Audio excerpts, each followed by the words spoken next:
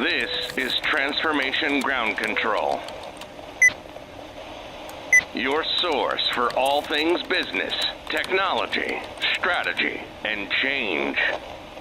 If you're growing your business, leading change within your organization, or undertaking any sort of operational or technology change initiative, this podcast is for you.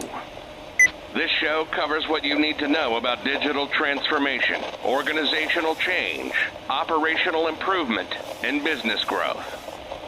5, 4, 3, 2, 1. And now, here's your host, Eric Kimberling.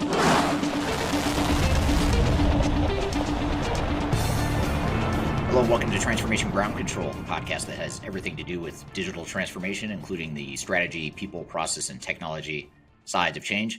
This is episode number 91 of Transformation Ground Control. My name is Eric Kimberling. I'm the CEO of Third Stage Consulting. We're an independent consulting firm that helps clients throughout the world with their digital transformation journeys, and I'm your host today. And with me is my co-host, as always, Kyler Cheatham. Kyler, welcome to the show. Thanks for having me, as always. Absolutely. Thank you for being here. Again, this is episode number 91. We've got a great show for you today. We're going to cover some hot topics early on in the first segment. We're going to talk about a new book that was just released that you told me about, Kyler, that I was not aware of until you told me, which was a book called Future Ready, The 4 Pathways to Digital Value. So we're going to talk about some of the concepts that are covered in that book and how it pertains to your digital transformation potentially. We're also going to talk about the shift to sustainable technology as well as app overloads. So I'll be curious to hear more about those hot topics as well. So we'll cover that in the first segment. And then later in the show, after our hot topics, we're going to do a change management Q&A. We're going to talk about change management strategies to be aware of and really give you some advice on how to think about change management as you think about your digital transformations for 2023 and beyond. Since we're officially in the fourth quarter of the calendar year, a lot of organizations are thinking about how they're going to kick off 2023 and how are they going to be successful in the new year and what are some of the landmines and pitfalls they might need to navigate. So we're going to talk about change management strategies for 2023 and beyond in a Q&A sort of a format here later in the show. And then last but not least, we're going to, in keeping with this whole fall autumn theme that we have going here, leading into the new year coming up here in a few months, we're also going to talk about something that's very topical in terms of those that recognize or celebrate Halloween. We're going to talk about some scary stuff in the third segment. We're going to talk about the top 10 ERP failures of all time. But just like any good horror movie, there's going to be some resolution to that horror movie.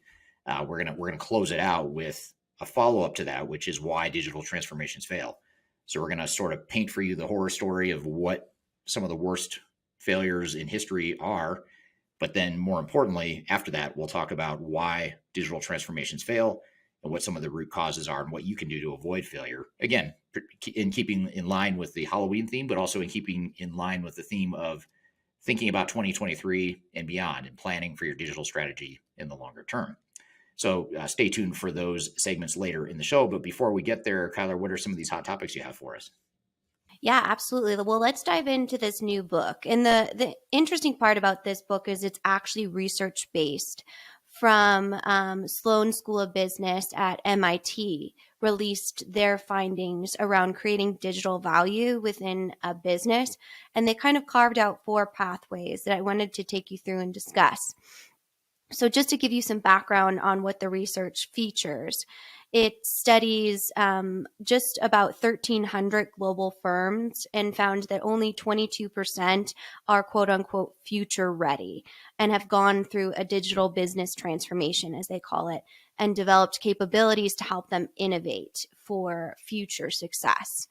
And the definition of success, because that can be kind of gray when it comes to a digital transformation, but their data points were the innovation, the engagement, satisfying customers, and reducing costs as well. So those were kind of the points there. So let's kind of dive into the research for this study. And I'm going to spend a little bit more time than we typically spend on a hot topic on these because I think it's very relevant. So the first pathway is digitize first and then worry about customer experience later. So they call this the industrialization method. So they start off kind of with this brute force process that goes through digitizing everything in the business before they actually bring it to the customer facing experience.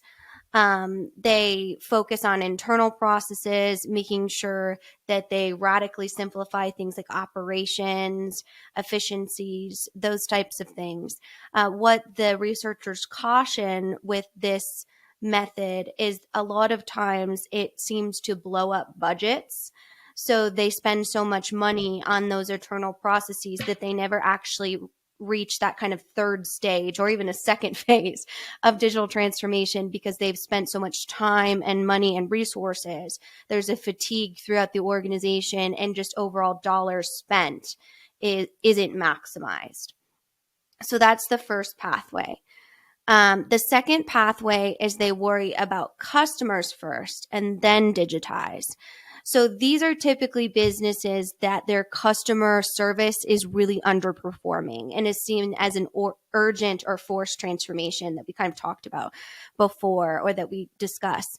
Really, their competitors are bearing down on them. This pathway really has two phases. It's the customer's voice inside the organization, followed by building digital platforms. So it's kind of a two-pronged approach. What they caution, again, as far as what the research has found, is teams from all over may innovate using these digital technologies, better data, new ways of working, and engaging and delighting customers. But sometimes all of this innovation doesn't address the root cause or the underlying complexities of the product offering and systems. And focuses too much energy on that customer experience behind, instead of kind of mining what the issue is and why the customers are having a bad experience because of the complexity of the business.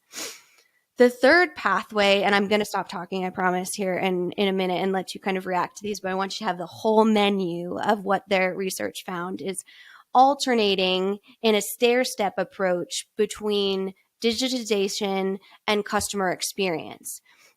So businesses that they found do this try to improve both their customer experience and operational efficiencies. And that's kind of the middle hybrid between the two differences we saw. So basically the pathway, this is most popular pathway, I should say, because it makes perfect sense to pull out these tangible improvements and achieve those milestones along the way. But what they caution, again, always a scary story, is they have a slightly higher risk, businesses that go this route, with a slightly lower than average financial performance. They must be disciplined, is what the researchers said, in shorter digital initiatives, completing them and actually maximizing that business value. So that third stage that we talk about, instead of just doing them and not understanding how to optimize them. Lastly, pathway 4 is forget the fussing, their exact words, with redirecting businesses, just create a whole new digital native business unit. So this would truly be a full-fledged digital transformation operationally, technology, and then also culturally as well. This is for well-established companies that they're really focused on what is their future offering for their customers and how are they going to make sure that they're maximizing that growth and making money in the future. They add a lot of times new ventures, new revenue streams with these digital initiatives. And they give an example here, which I think this is helpful. For instance, an insurance firm could industrialize their core business, automate claims, and improve customer experience. At the same time, the firm would also create a unit with a new ecosystem business model to become a go-to destination for home security and integrate their insurance products and security products. So I think that kind of shows they really do a full flip on that business model and become a whole new identity. So as I said, I promised I would stop talking so that you could kind of give your 2 cents on this really interesting research. I'm not even going to ask you like a specific question because I'm just very curious to your reaction to these new published. Well, it's interesting for sure. I have a core fundamental question. Is it suggesting then that that these four paths are somewhat mutually exclusive? Like you pick one of these four paths and that's going to make you most likely to be successful? Or did they just happen to study these four options or these four paths? And were there any Yeah, outcomes or that's a good conclusions? question. Yeah, so there's many businesses that will go the same path. What their main finding and a big thesis is, if you go down many of these paths, your risk portfolio really grows. Hmm. So being able to focus on one type of path and methodology seems to be where businesses are achieving success and, most importantly, financial growth. Right. Yeah, that makes a lot of sense. And I think what I like about this framework is it suggests that there's no one size fits all answer. B, it just shows you what some of the options are and some of the different ways you could go about a digital transformation. I'd be curious to know if you know if there's any, do they have any conclusions on one of these four paths is the most effective or delivers the most value or is most likely to succeed or anything like that? Or is it just more, these are the four common ones and here are the pros Well, and cons? researchers, they don't really like to, give recommendations. They're academics. They say this is it. No. I think from what my preliminary research is, and I haven't read the book yet, I plan to, and I think we should discuss it further because it's, a great new publication to kind of look into for our industry. But it seems as though that stair step approach, as long as it's done well, is what they were focusing on. So kind of those micro steps to achieving parallel path operation efficiencies and customer experience is really going to get you there. You just have to have the discipline and the resistance as an organization, or resilience, I should say. It's a Freudian strip. I can't even talk. Yeah, right. You have to have the discipline to continue to achieve that and understand there must be a very clear strategy and vision about what you're trying to achieve at the end of all of that. So it's kind of that walk before you run type of sustainable digital transformation. Yeah, and it almost sounds like that stair step is akin to like an agile approach. Is that your interpretation of it, or is it something different? I don't know that I would call it an agile approach. I think it's more of honestly a full-fledged phased strategy as opposed to agile and flexible. It sounds more standardized to me. But again, if one of the MIT researchers, you can get a hold of them through your fandom, Eric, and you can get them on the show, I'd love to ask them that question because that's just my opinion from actually reading the materials. Gotcha. Okay. Yeah, it's super interesting. The one that jumped out at me the most was that first one, the one where you just digitize and you'll figure out the customer experience piece of it later. To me, that was the one where I thought that just doesn't sound like a good idea at all. But I'd be curious to see or read the book or the research to see if there's something there that I'm missing in terms of maybe that's highly effective or maybe there's some significant upside that I'm not aware of. But the other three certainly sound reasonable, and I think it's a good. What I like about it is the model. In addition to showing the flexibility that we talked about, is also that it sort of it forces you to think about who you are as an organization, what you're trying to do with your transformation, and then find the right path accordingly. So I like that part of it. That first one was the one where I thought that seems like the least likely to succeed model or pathway for the four. But I guess we'll have to read the book to find out more. Yeah, absolutely. They have an interesting quote from the author to describe that pathway one. And the quote is, use that digital strength to rapidly innovate and delight customers. So it's like they kind of did it in secret and then all of a sudden came out and they're this full-fledged digital company. But I do agree. To me, that just screams analysis paralysis in my mind, because getting really wrapped up with internal operations and never being able to implement something sounds like that's the main risk factor with that pathway one. Yeah, and just lacking all direction, in terms of like why are we doing Mm-hmm. this? Just so we can later go Mm-hmm. improve the customer experience. And I'm sure I'm oversimplifying it. I would imagine. So I'm sure there's more to it than that, but that's my interpretation, kind of knee jerk reaction. But I like it though. That's a cool. It's a cool idea for a book. And is this book already out? Yes. Yep. So it's newly released. It's called Future Ready: The Four Pathways to Capturing Digital Value. And again, it's by the MIT researchers. So there's a few authors to the book, but it is based upon all business digital transformation research, which is pretty rare in our industry to see that amount of research being put in emerging and modernizing technologies. So I think it's a great, just for the overall industry, move forward to having that best practice measurement so that we do experience hopefully many less failures and can get that 22% of only future ready companies up a little bit so that there can be more success and innovation. Yeah. Yeah, that's very cool. Sounds like a great book. Yeah, right. So we'll have to read it. I always say we should have a book club on ground control. So maybe this will, be a catalyst to starting that piece. But another trend I wanted to talk about in the industry that I think is really interesting, especially from capital and what companies are spending and kind of how businesses are approaching it, is this shift to sustainable tech, which we've talked a lot about, kind of agricultural technology, green technology, and how that kind of affects the logistics of the overall industry.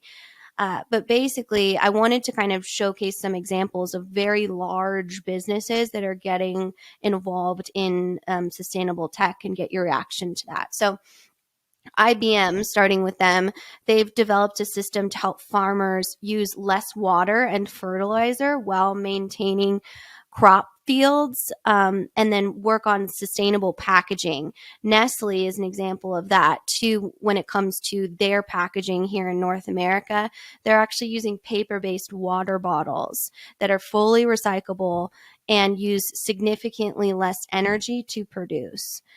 And then when we're talking about that net zero carbon pledge that we've talked about, Amazon has actually pledged by 2040 to be 100% renewable. Excuse me, they will be zero net carbon by 2040 and will be 100% renewable by 2030. So putting that timeline there. And Goldman Sachs is investing over $700 billion in sustainable businesses by 2030, which is a staggering number. The one thing I wanted to ask you about is there seems to be this trend for partnering in the sustainable industry or sustainable technology in general to develop kind of energy heavy technologies and utilizing established AI or blockchain, or those types of prioritizations and emerging technologies. So, for example, Google is developing a technology to maximize energy efficiency and reduce waste because they've developed that AI cooling center, which can account for a lot of significant reductions in energy. And many businesses have purchased this from them in order to implement into their own kind of operations. So I thought that was kind of an interesting mix of meeting, beating the technology where it's at, as opposed to trying to create your own when it comes to the sustainable tech. Yeah, I like that. I mean, it's that example you just gave, the AI and the cooling of infrastructure, that whole thing, that's something I hadn't thought about or wasn't aware of. So I could see that being a big deal, or continuing to be a bigger deal as time goes on, for sure. And I'm curious, when you go into business, or when the third stage team goes into businesses, is sustainability often a conversation that you have in regards to future technologies? It's a good question, and if I'm going to be candid, I would say no. It's typically not, or it's not. And again, this is just my limited purview of clients that I interact with directly. I could be missing something. There could be other team members on our team that would tell you otherwise. But it's in terms of executive conversations, and which is where I tend to get involved, is more the upfront strategy and the upfront executive discussions. It hasn't been top of mind for really any organizations I can think of. But it's an interesting dichotomy, though, because it seems to be where the world is going on one hand, but on the other hand, I don't hear it day to day. Just on the front lines, I'm not hearing it. at the moment, but I think that'll change in the future. Yeah, definitely. And I think it's an interesting movement for specifically our food and beverage when it comes to energy cooling and their supply chain and what that looks like as far as costs. And then also our agricultural clients. And just a quick, funny client story. My husband, Adam Cheatham, works at Third Stage as well. And we've become brand loyal to many of our clients, especially in the food and beverage space. And that really speaks to kind of how he manages his projects. He really is passionate about the businesses that do that. But we were in the grocery store the other day after he came back from a manufacturing plant tour that manufactured tortilla chips. So I went to go grab this tortilla chips off the shelf, just a brand name. He's like, we don't buy those. We buy these now all the time because of the most amazing tortilla chips he had right off of the production floor. So it's an really interesting piece to be involved in that.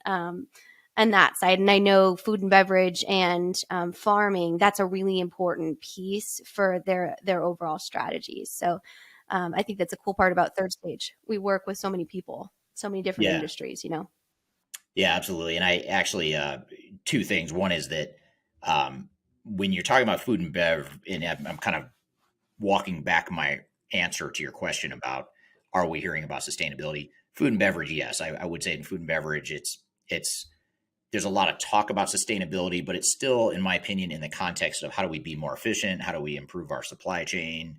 How do we get, more predictable sources for our food? Things of that nature. So there is that piece of it in food and beverage. But I'd say, if I'm looking across industry, sustainability, there's a lot of talk about it at the corporate level. But when it comes to how are we going to deploy technology, how are we going to improve our business, there's not it. I don't feel like the vision that is set by executives for sustainability, I don't feel like that's quite translating into technology yet, with the exception of potentially food and beverage. The other thing, Yeah, just a side note about Adam's brand loyalty, or your brand loyalty as well with clients, is I still use the very first client that I got with Panorama when I started Panorama back in 2005. Very first client we got there was a consumer services company, and I still use that same consumer services company. They're based here in Denver, where we are, and I still use that same company. When I have lots of other options, a lot of lower cost options, but I still use them. So to your point, I'm very loyal to our clients as well.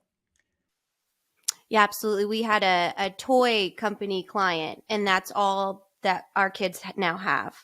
And I just laugh because, we got all of it. He's not typically on the shopping side. We're very traditional in those family dynamic roles, but he was all into buying them this specific brand. So we love our clients and we support them both personally and professionally for sure. Yeah, absolutely. So let's talk about this last hot topic here, and then we can kind of jump into the additional segments of our episode. But this is an interesting kind of movement that's come out of the resurgence of remote work and just the overall need for communication, specifically on the technology side. So I had some numbers I wanted to share with you when it comes to business and workplace applications. So the average knowledge worker toggles between apps over 1,200 times a day. So we're talking about something like Microsoft Teams or Slack or Zoom or those types of different employee interfaces. And that's 4 hours a week or 5 working weeks spent in a year hitting different apps that they're going through. Researchers actually call it the toggling tax. And the reason they do that is because it really has seen a direct disengagement on productivity and overall the efficiencies and processes because of all of these different technologies that you're toggling between. Large companies now deploy about 187 apps on average, and that's up from 77 in 2015. So, so Wow. they kind of talked about, That's how many are in use? yeah. So now how many? Like 187 apps in use? Yes. Compared to the 77 that they used to have in 2015. And then what they found in this research is nearly 1/3 of them are very redundant and add very little value. So the researchers in this actual study, when it came to the toggling tax, gave some recommendations to these specific businesses that they surveyed and researched. So one company they looked at had gone from 800 apps to 200 apps by meeting regularly with their IT team to do an audit of all of the different apps. Many of these executives didn't even know they had those apps in the business. So that's kind of become a main strategy. They've also recommended limiting the notifications and integrating a project management software like Monday.com or Asana to consolidate all of those apps. So, obviously being in the business software field as an expert, I wanted to get your feedback if this is something you've seen, or if these recommendations you feel like would be successful, and just knowing kind of we're on that brink of employee burnout, and all of the apps and connectivity can really, really obviously from this research negatively impact your overall efficiency and production as an organization. Yeah, I think it's something that is similar to the conversation that has run over the last several years around organizations that are using spreadsheets and kind of offline processes and offline tools. It's a similar kind of dynamic in other than instead of talking about spreadsheets, we're talking about other apps that are being deployed to solve specific problems. And I guess the good news with technology today is that it's advancing so much and there's so many options available that you can plug a hole within the organization, or if there's a tool that is missing or your core application can't do something, you can probably find an application out there that can do those things better. So that's the good news. But the bad news is you end up with 187 different applications. And then over time, you find that, we can't integrate this stuff, or half of it's obsolete, or people aren't using it, or they're using it differently. And there's no oversight as to how that technology all ties together. So, it's sort of a good news, bad news situation. But I think that's a real problem. And that's why a lot of companies come to us. They say, hey, we've got all these different systems and now we want to consolidate into a single, or at least a smaller subset of core applications. And Eric, does this kind of parallel path with the industry's focus on things like cybersecurity? I'm just assuming that the more apps you have, the more doors that hackers potentially have into your business. Yeah, it's a great point. That did not enter my brain as I was responding to your question, but that's absolutely a huge point that you bring up, is that now you're exposing the vulnerabilities of these 187 apps are affecting each other, presumably, assuming they're integrated to some degree, particularly if you're using a core centralized ERP system or a core centralized set of applications, and then you're adding on these other applications that somehow tie into it.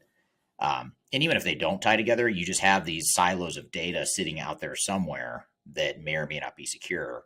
And you presumably have company information in there that is presumably sensitive. And, your IT department isn't able to necessarily provide the cybersecurity and controls that they need to in that situation. Absolutely. Yeah, I think that for some reason I'm in like a failure, cyber attack, Halloween, scary story mood today. So Kind of where I just immediately, right, I know, I guess. But on that note, let's talk a little organizational change, because that always makes us happy as well. And I know you have a great Q&A coming up from our audience here. Yeah, let's do that. And it'll be sort of a prelude. We'll get the good news covered first. We'll kind of cover the touchy-feely, feel-good piece of the human aspect of change. And then we'll totally shift gears and do a 180 later in the show when we get into failures and top 10 failures of all time, why digital transformations fail, all that good stuff. But first, we'll get to that. And we'll take a quick break. When we come back, we're going to talk about change management strategies for 2023 and beyond. It's an interactive session we'll have here with the audience and taking audience questions. And we'll get to that here as soon as we take a quick break. You're listening to Transformation Ground Control. We'll be right back.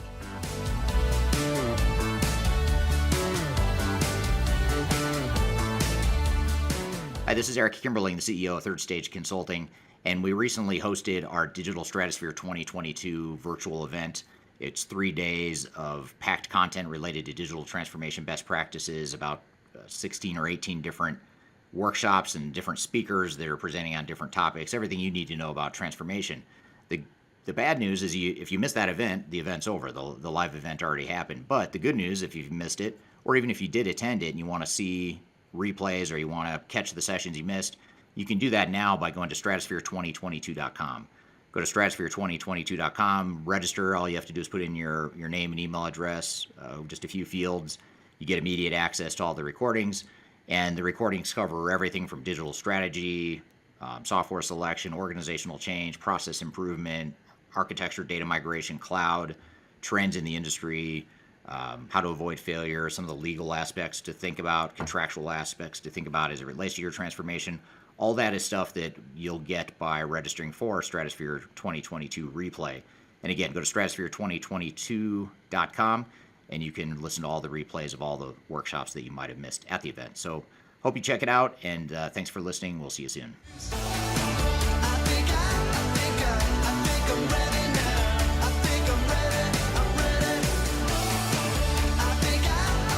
Hello, welcome back to Transformation Ground Control, episode number 91. You can find new episodes of this show every Wednesday on YouTube, LinkedIn, Facebook, and Twitter. So be sure to check us out there. You can also find new episodes on audio podcast platforms throughout the world, including Amazon, Google, Apple, Spotify, and others.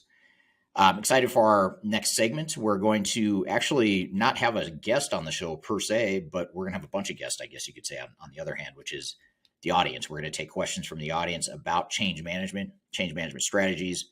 We're going to talk about why change management is so important in general, but especially why it's especially important now in the 2020s as technology continues to evolve and advance at a rapid breakneck speed. So with that, let's jump in and start talking about change management. We'll take some audience questions as well. Just to start, I think what would be helpful is to sort of set the context for why change management is so important. That's the key topic we want to cover here today. And the reason change management is so important in general, again, regardless of when you might go about a digital transformation, is because if you think about where we are in the world today with digital transformation, the technology is changing a lot faster than humans' ability to change. So you think of all these really cool technologies that are out there right now in terms of artificial intelligence and business analytics and business intelligence, machine learning, all these really cool technologies that are really pretty groundbreaking and quantum leap improvements from what technologies we've had in the past as organizations. And that's generally a good thing. There's a lot of opportunity that is available to organizations that deploy that sort of technology. But the downside or the dark side of all these advancements and all these billions of dollars of R&D that have been invested in recent years is that people and humans and organizations in particular aren't able to change any faster than they could have changed 10, 20, 30 years ago. And it's not necessarily an absolute, by the way. I mean, there is a case to be made that people are changing and used to change more now than they were in the past. But I would still argue that the technology is changing a lot faster than we as humans are able to keep up. And so if you look at that from that perspective, especially when you think about how organizations have lagged in their technology investments in recent decades, you put those pieces together, you find that change management is even more important today now than it was years ago. And so that's really the context of what we want to talk about today is, how do we keep up with technology? Because I don't worry that much about technology. I think that technology, the software vendors and the developers and the technologists out there in the world, they've got that stuff pretty well figured out. They're constantly advancing, they're constantly pushing the boundaries, coming up with new capabilities and new technologies. I don't think we'll ever face a deficit of capabilities and opportunities and options in the technology space. But where organizations tend to struggle, though, is that it's such a big jump from where they are today to where they're going that the people side of change oftentimes becomes the overwhelming critical success factor or risk factor, depending on how you look at it.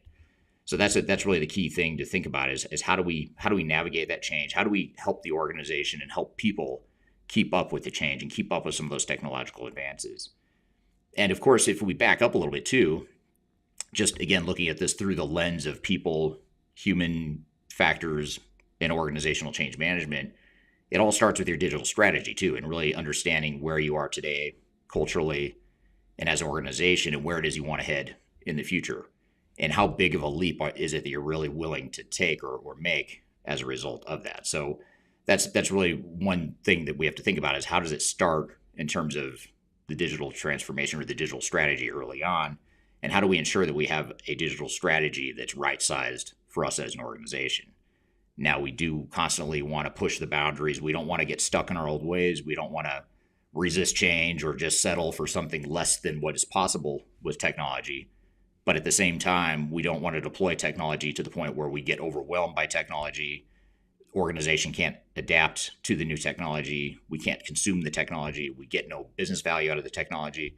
And we end up with a money pit of a project where we invest a bunch of money in shelfware that just sits there that we can't use because we haven't figured out how to keep the people side aligned.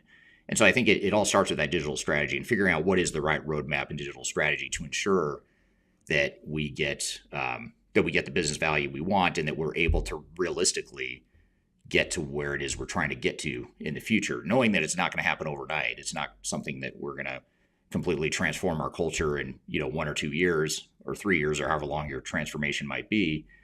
But we can start to think about how do we bend that culture? How do we be really deliberate about our digital strategy so that the technology doesn't just happen to us, but instead we're using technology deliberately to help bend the culture and sort of shift us to that future state that we're trying to get to.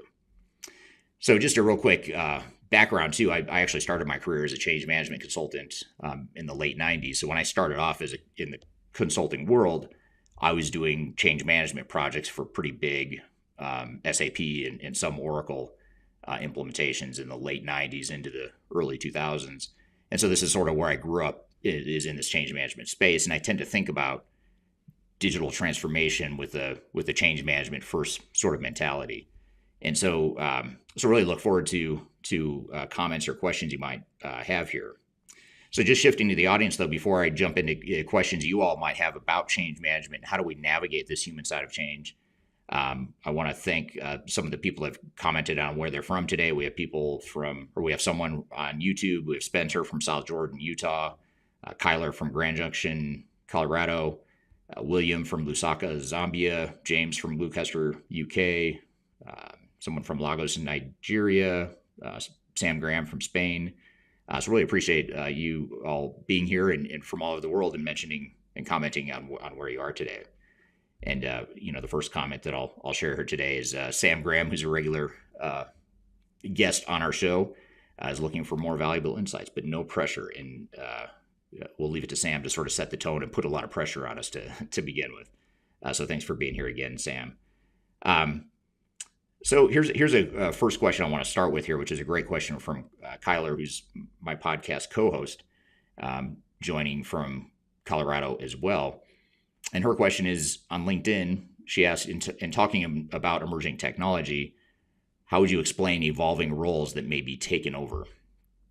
And this is a really good question because it's something I haven't mentioned yet, which is as technology changes faster and as organizations try to keep up with technological changes, and in my opinion, they don't do a very good job of it in general, because again, the technology is changing faster than humans and organizations are capable of.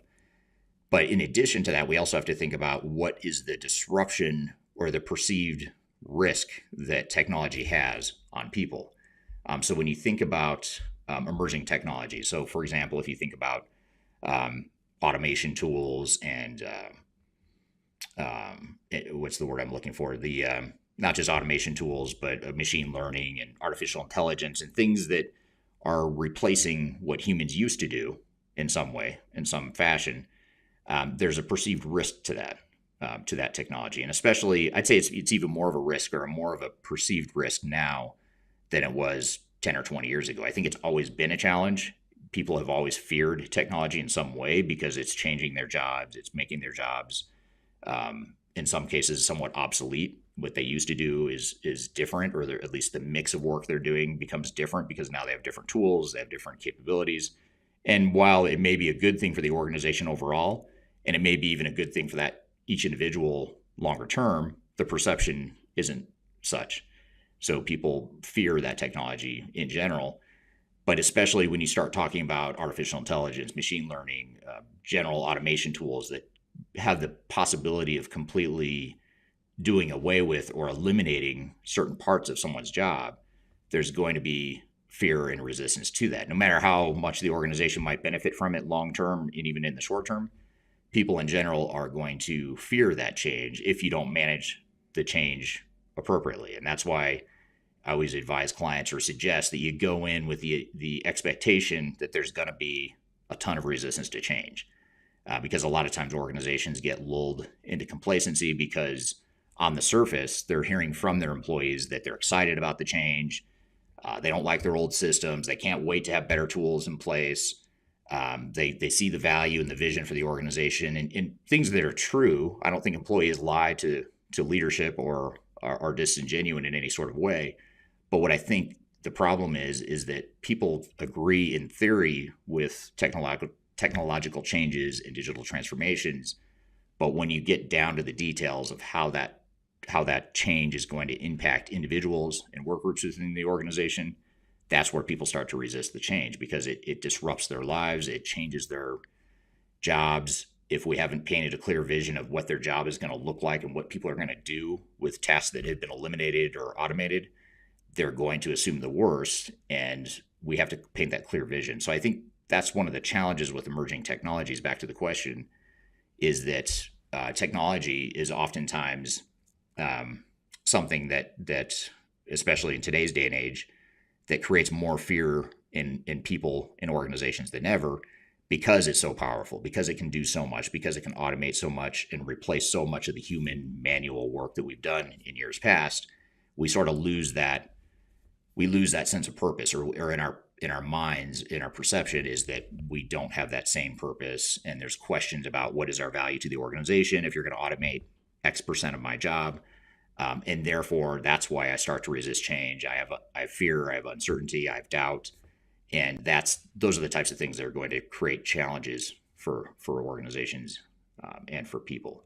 So I think that's really the way to think about, all these emerging technologies. Good stuff, again, but you just have to be realistic about how hard it's going to be to consume that technology within an organization in most cases. Of course, if you're a younger company, if you're a startup, you haven't been around very long, you don't have all the baggage and all the matured business processes, for better or for worse, it might be a little bit easier for you to adapt to emerging technologies. But for a lot of organizations we work that have been around for decades, if in some cases more than a century, they have pretty well established processes, they have employees with tenure, all these factors that contribute to more resistance to change or more difficulty changing. And so you have to really look inward at who you are as an organization and where you are today, and realistically, where do you think you can get in the near to intermediate term, and be sure you're realistic about what you can really consume in what amount of time. And then once you've done that, then you figure out what's the best change strategy and the change management plan to help you get there. So great question, though, about emerging technologies, because I think the emerging technologies and some of the more advanced technologies are the ones that create more of a change management problem and challenge for organizations. And so that's something to consume here, or to think about here. So thank you for all the questions, by the way. There's a lot of them coming in, so I appreciate that. That makes the conversation a lot easier, and I'd rather focus on your questions and answers rather than my outline here. So next question is from Avananand. I'm sure I'm mispronouncing that, and I apologize for that, but over on LinkedIn. And he asked the question, what do you think is the right cadence of involving business folks while a big change is underway? How to ensure ownership and participation? And this is from Avi. I guess thank you for giving me the easier pronunciation, which is Avi from Poland over on LinkedIn. Thank you for that question.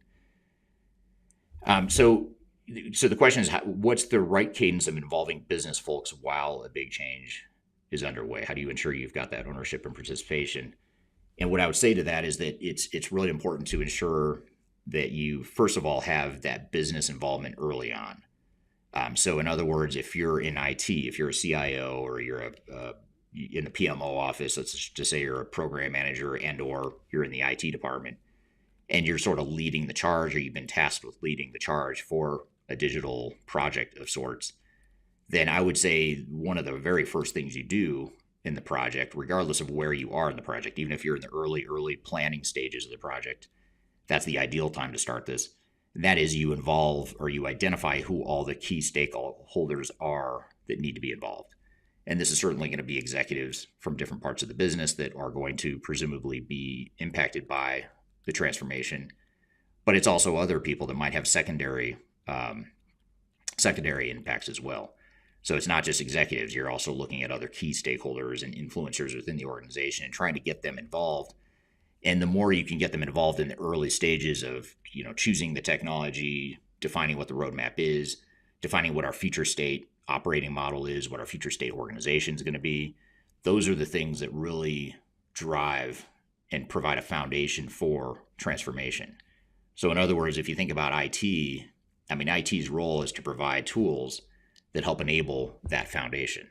And that foundation is all the other stuff. It's the organization, the operations, the overall strategy, the alignment of this project, the overall transformation project with larger, bigger picture goals and objectives.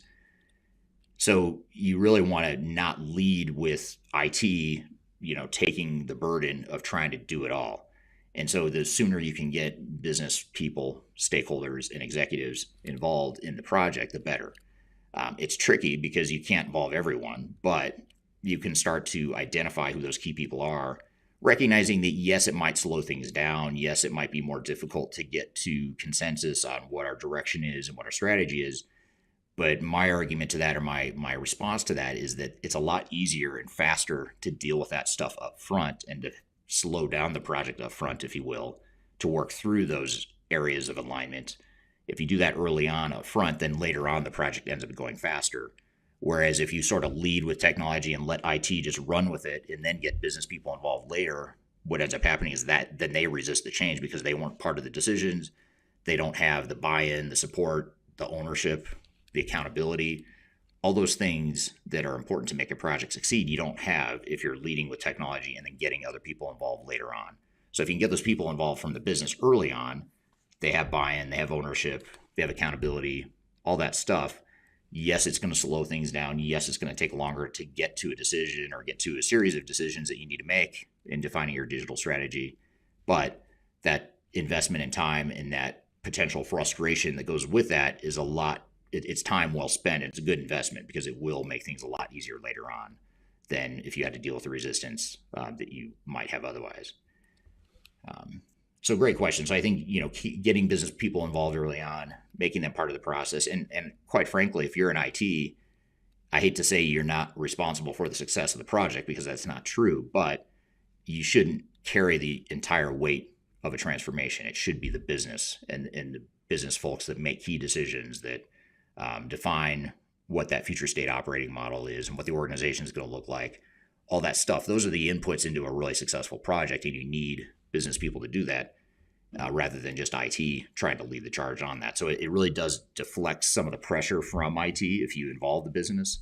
So from a purely, call it a self-serving perspective, if you're in IT, it's going to make your lives a lot easier and take some of the pressure off you because now you're sharing that burden with others in the organization and in the business people that are ultimately going to make the project successful or provide the opportunities for success.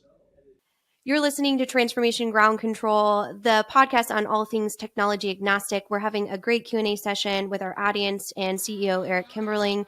We will be right back with more questions after the break.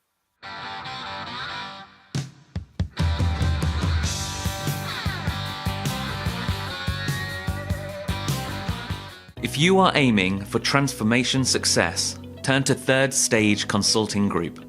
Third Stage's independent and technology agnostic consulting team helps clients define their digital strategies, define their roadmaps, and manage their transformations. With offices in the US, Europe, and Australia, our team helps the world's most forward-thinking organizations through their transformation pitfalls and risks.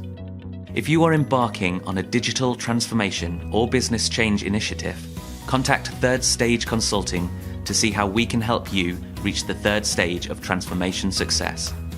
Learn more about us and download independent reports, videos, and other best practices at thirdstageconsulting.com.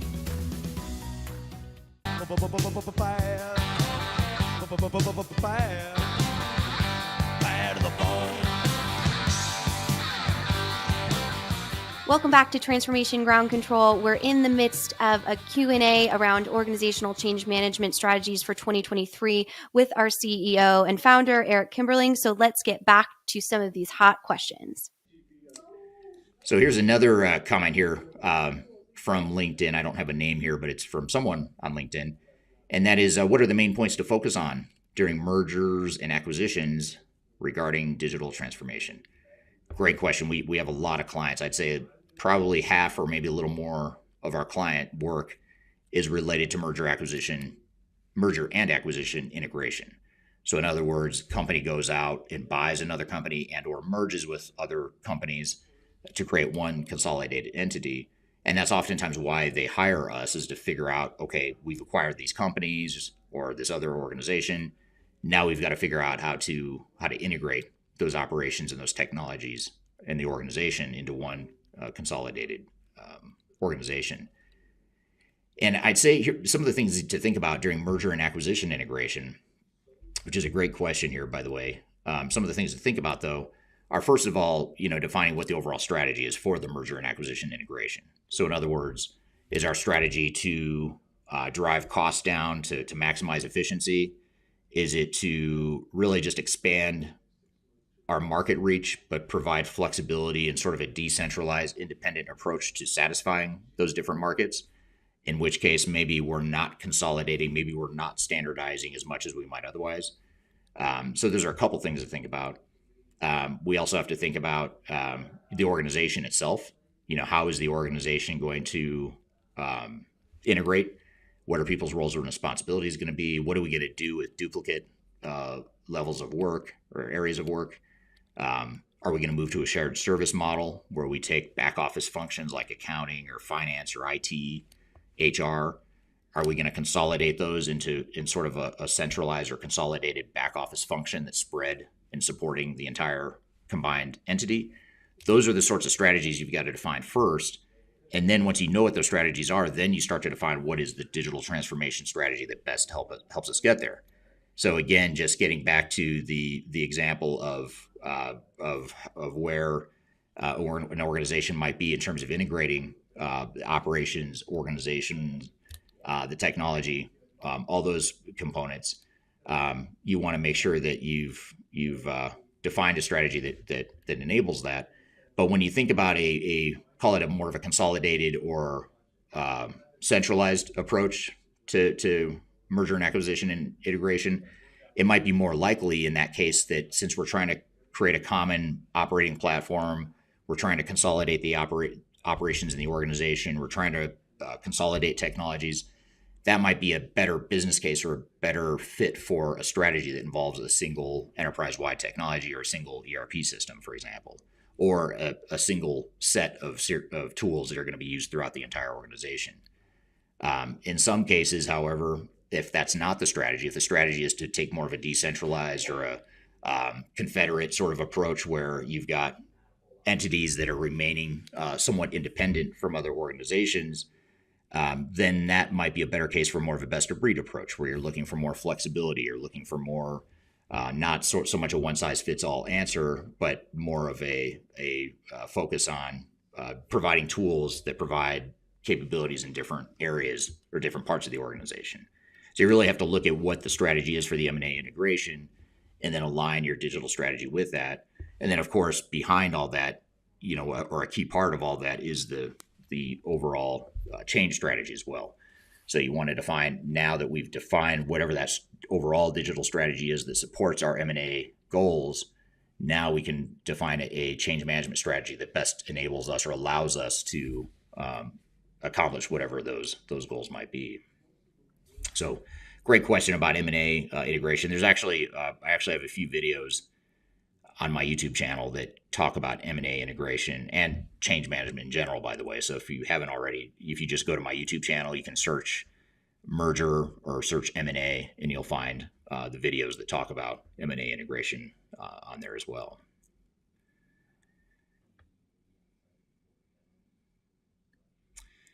So here's an interesting question that is somewhat related to change management. I guess the good thing about change management is that any part of a digital transformation somehow affects or could be affected by change management. In this question here, I think is one of those examples where it may not sound like it's related to digital, or it may not sound like it's related to change management, but it is something that's very relevant. And that question here is from Spencer on YouTube. Spencer asks, I just joined a new firm where my coworkers have a strong bias toward one ERP software. I believe in a more technology agnostic approach. Any advice on helping others see the light? Thanks.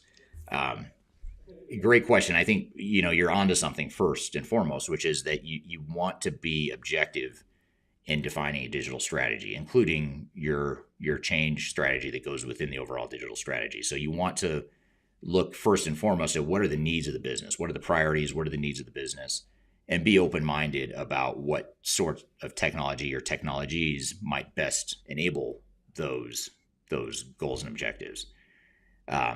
Even once you've decided on technology, though, you still want to retain that independence or that technology agnostic view of the world, because whatever technology or technologies you choose, you're going to run into situations where the technology just isn't a good fit.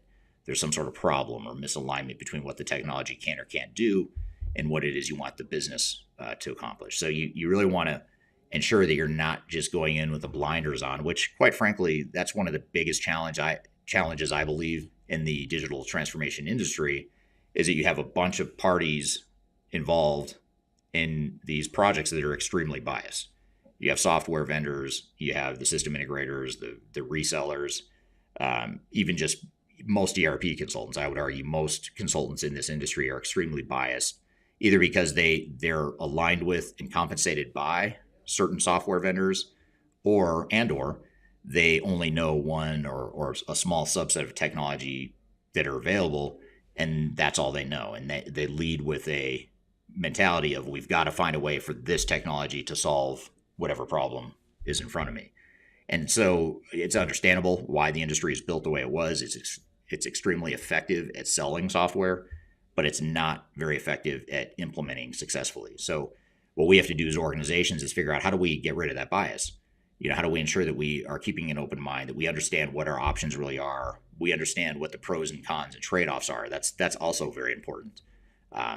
Even if all you do is not necessarily change your decision about what type of technology you deploy, but at the very least you understand what the deficiencies or the trade-offs are for that technology, then that's a huge accomplishment, because every technology that's out there, no matter how good it is going to have some sort of dark side. Not because they're, explicitly flawed in some way, but because implementing technologies within an organization just has inherent risks, and you have to understand what those risks are.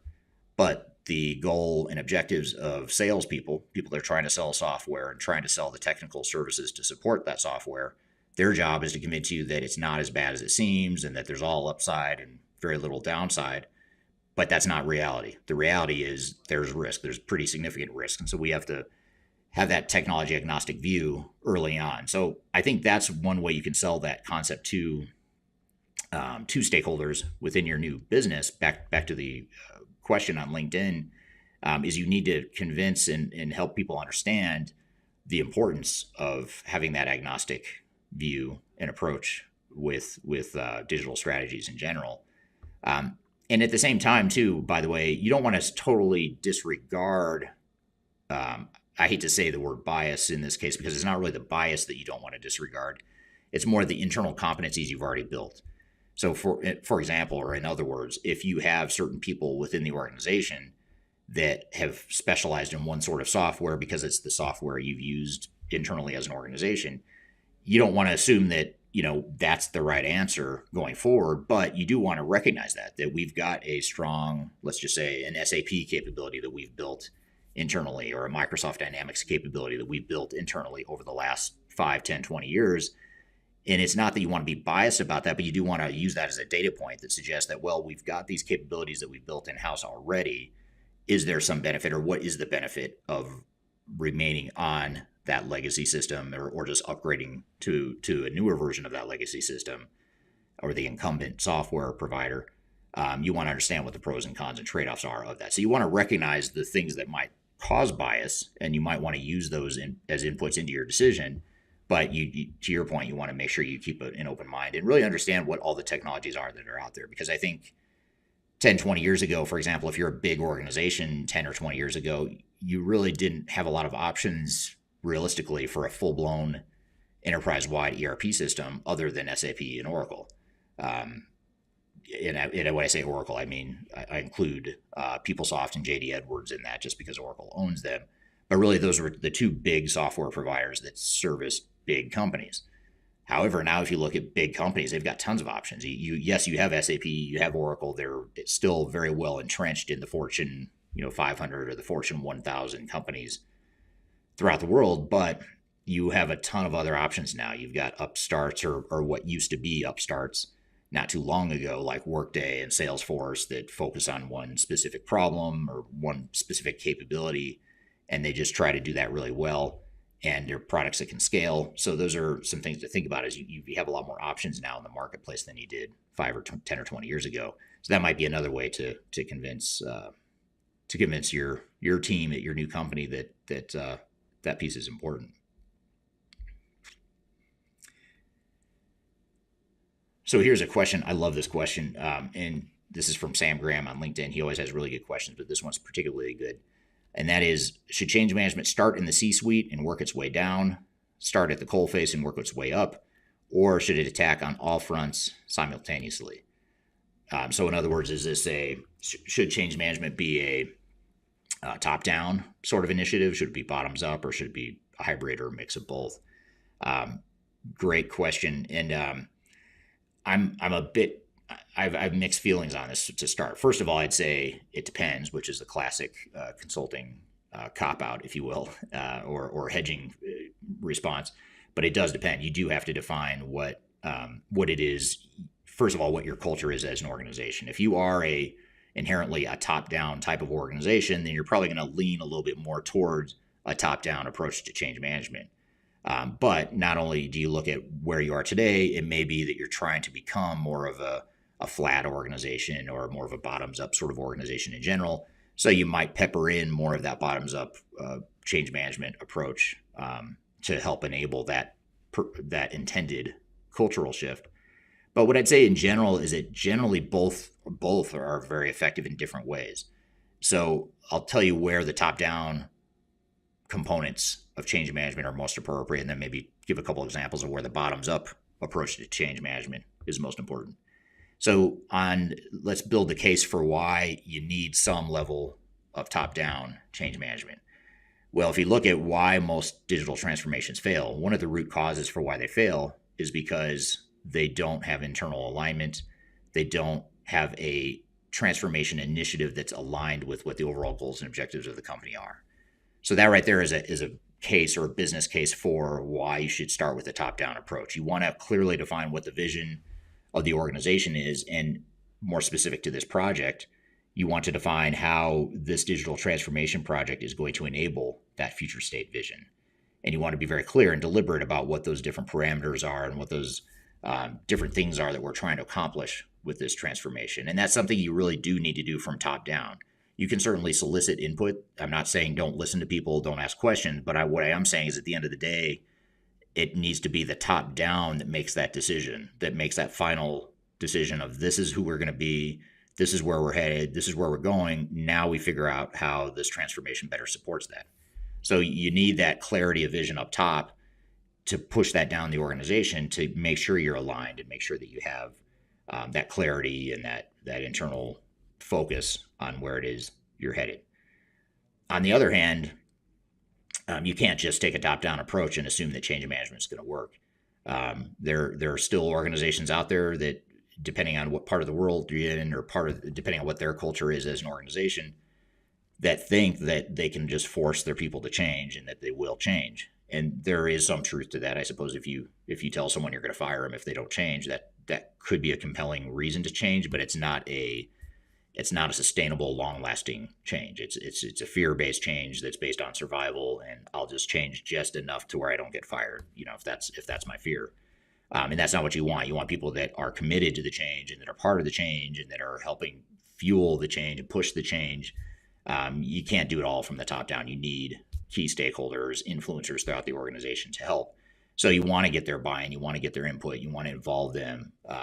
You want them involved in helping define what that future state is more at the granular level within the parameters of what's been set from the top down. Now you start making decisions as a project team and lower levels in the organization that are around what specific processes might look like or what specific organizational designs might look like that support that future state. So yes, you do want that top-down clarity, the vision, the alignment, but you also want that bottoms-up approach.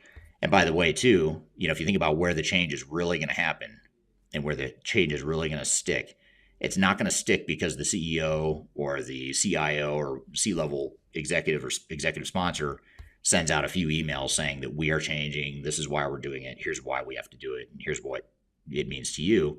That stuff is important, but that's not going to enable the change. All that's doing is laying the groundwork for the potential change. So in order to get the change to really stick, it's all the people lower in the organization, the mid-level managers, I would argue, are even more important than the executives because mid-level managers have more influence over frontline employees, or at least they have more direct influence day to day. And so if you can get mid-level management on board and get them really running with the change, soliciting input from their people, hearing the concerns from their people, responding to the concerns of their people, that's what's really going to enable the change to stick better than if we're just to push it down from the top down to through the organization. Certainly when you get into training the trainer and discussing change impacts and helping people understand how their jobs are going to change, that's all the kind of things that need to happen at the lower levels in the organization. So it's a long-winded way of saying that it's really a mix of both, top down from the executives on down to the organization and from the bottom up, or at least in the lower levels of the organization that you want to see that change enabled.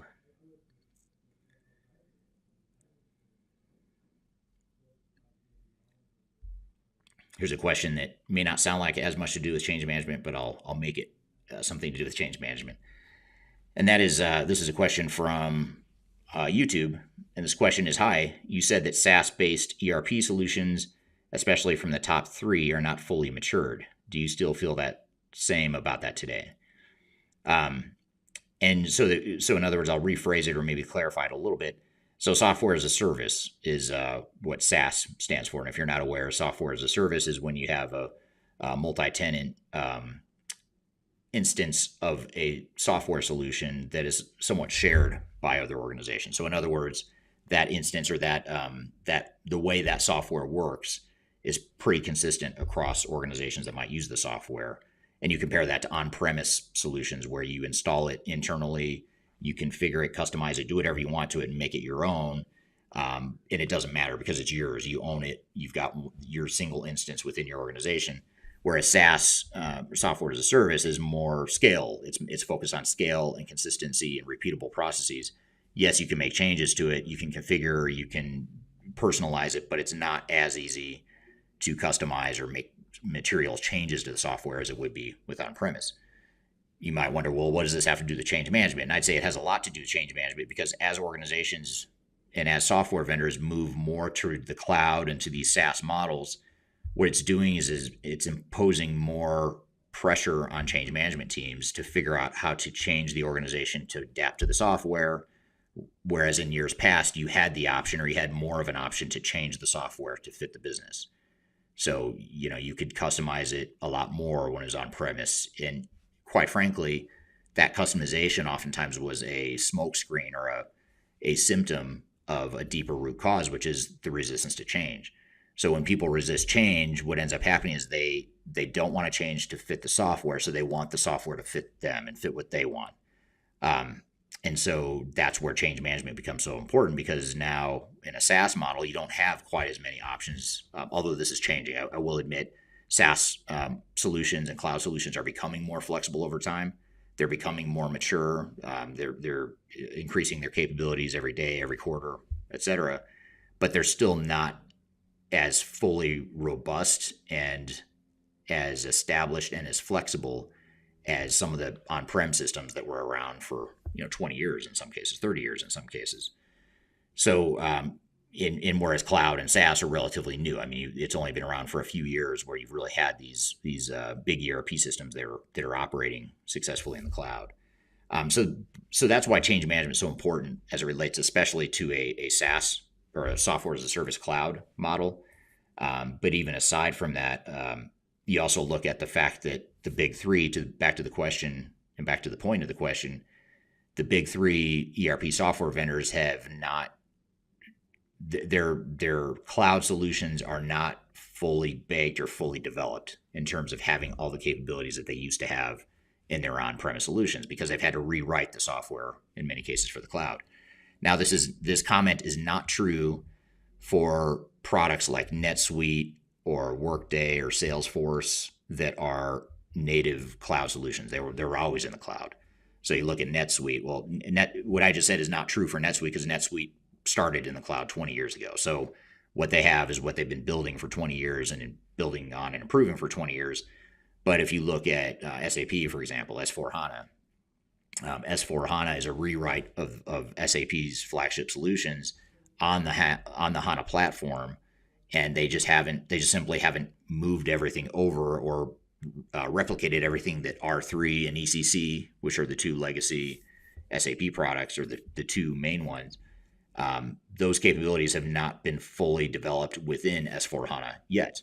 And that's why SAP, over the last several years, has gone out and acquired other providers like Concur and Ariba and SuccessFactors and whatnot.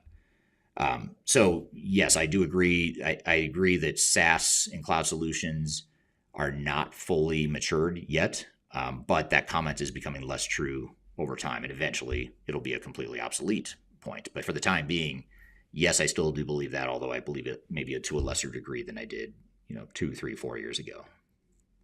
You're listening to Transformation Ground Control, the podcast on all things technology agnostic. We're having a great Q&A session with our audience and CEO Eric Kimberling. We will be right back with more questions after the break.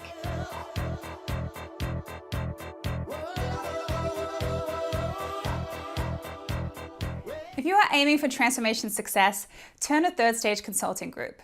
Third Stage's independent and technology agnostic consulting team helps clients define their digital strategies, define their roadmaps, and manage their transformations. With offices in the US, Europe, and Australia, our team helps the world's most forward-thinking organizations through their transformation pitfalls and risks. If you are embarking on a digital transformation or business change initiative, contact Third Stage Consulting to see how we can help you reach the third stage of transformation success. Learn more about us and download independent reports, videos, and other best practices at thirdstage-consulting.com.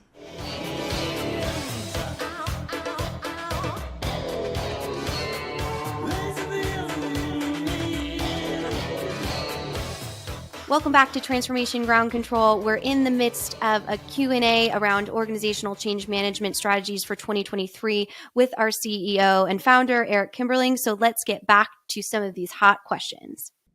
Here's a great question from Kyler on LinkedIn, which is, speaking of convince, how do you sell change management investments to an executive team? It's a great question, because what I've seen time and time again over the years is you have this dynamic where an organization decides they're going to do digital transformation, and they draw a line in the sand that says, this is our budget, this is our timeline, this is our scope. And out of the gates, those are usually unrealistic expectations. Somehow, I'll tell you what the somehow is here in a moment, because it's pretty clear, but somehow along the way, the organization got unrealistic expectations about what it was going to take to deploy technology. And so and the reason for that, by the way, is because the software vendors come in with their proposals that are overly optimistic. They have unrealistic assumptions, unrealistic implementation implications, and organizations believe that. And they say, okay, well, if the software vendor tells me it's going to take 18 months and $10 million to implement the technology, that's my budget. It's 18 months and $10 million. Well, the problem in many cases, and I'd say in most cases, is that it was never going to be 18 months and $10 million. That just wasn't ever realistic. Maybe it was twice that. Maybe it was some other number greater than that. But because you had unrealistic expectations, now you get halfway through the project or at some point down the road in the middle of the project, you realize, wait a minute, this timeline is not going to happen, and neither is this budget. And so two things start happening. Is one is you start going to ask for more money and more time, which is never pleasant for anyone, and that creates a bunch of turmoil and internal uncertainty and loss of morale on the project team and things like that, which is that's a conversation for another day. But the other thing that happens is you end up starting to think about ways to cut cost and cut time and cut scope. And one of the first things to go, inevitably, is organizational change management, because in theory, you can build software, you can test software, and you can deploy software without change management. You don't need it. But if I feel like I need the software, there's something tangible that I can show for this big investment, I have to configure, I have to do the testing, I have to do all the technical stuff. The problem with that, of course, is that it doesn't matter that you deploy technology that works.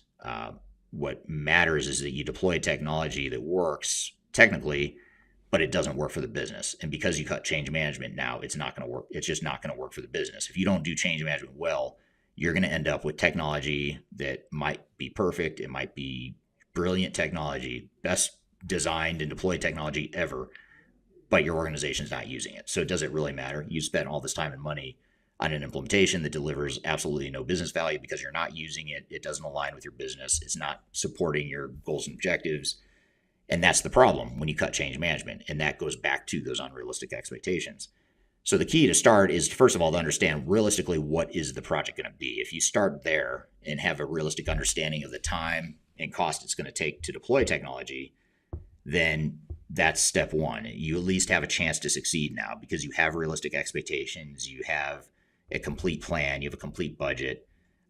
You're not trying to be something that's totally, that's never been accomplished before. It's something that's actually realistic. Second thing then is to say, within that budget and timeline and that overall strategy, what is the best change approach and strategy? And the change approach and strategy is what's going to enable you to get value and to get some sort of business benefit out of the investment that you're making. So the way I look at it is, if you're spending, let's just go back to the $10 million number, because that was the example I used before.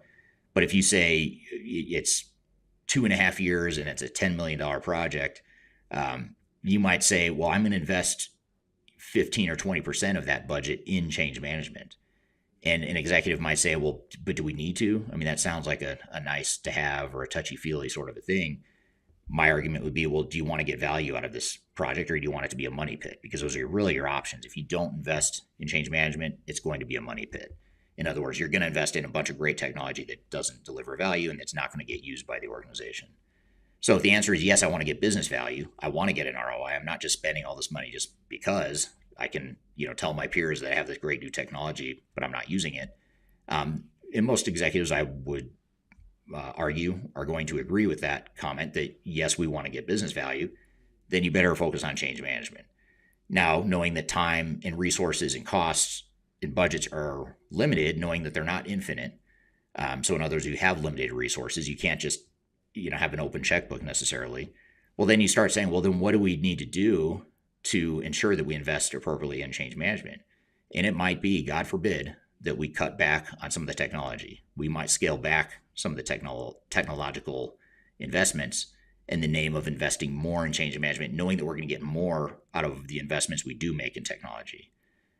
So in other words, it's sort of like an insurance policy. We're going to buy and invest in a project with an insurance policy rather than buy and invest in a project that overinvests in technology but has no safety net, no organizational consideration to ensure that it's going to be successful.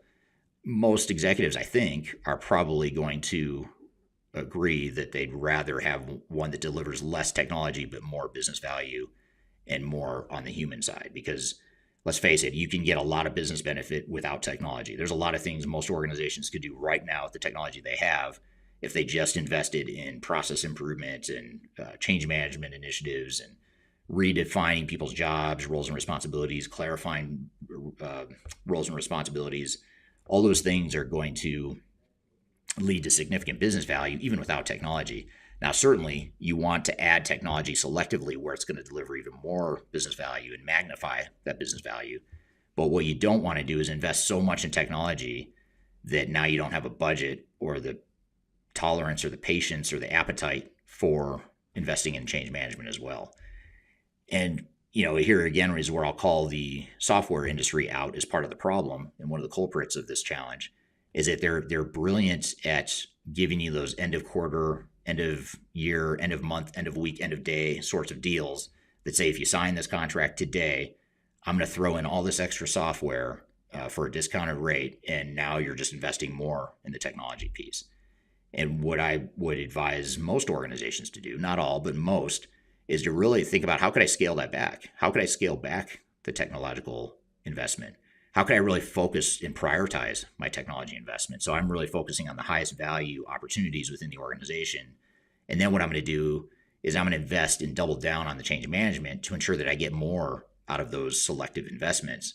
That's going to be a lot more successful and probably going to deliver exponentially more business value than the organization that says, guess what? I got a great deal, end of week, end of month, end of quarter deal on all the software that I just bought that I'm never going to use. And now I don't have the resources, the time, or the budget to be able to implement it well because I've committed so much to the software itself. And by the way, in today's cloud pricing model, the more you commit to software, the more your ongoing long-term operating expenses are going to increase. And you're exposed to more vulnerabilities with contract escalators, cost escalators in the contracts. So you're in many ways, you're sort of bogging down or weighing down the organization with future cost implications without having appropriately invested in the change management to ensure that the project is successful. So those are some of the things to think about in terms of how you convince your executive team. You want to make sure that you're thinking about it from a dollars and cents perspective. And that's the thing about change management that I think that gets misunderstood, is that people think it's something that's nice to have. It's something that if time permitting or cost permitting, we'll throw in some change management.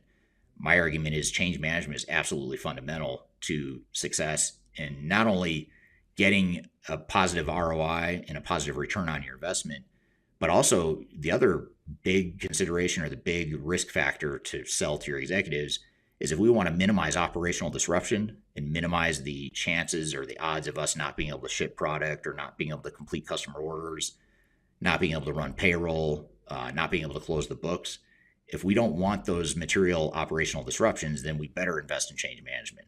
If we don't invest in change management, there is absolutely no way you're going to be successful in deploying new technology, getting a positive ROI, and avoiding some of the operational risks, disruptions that organizations commonly feel or face.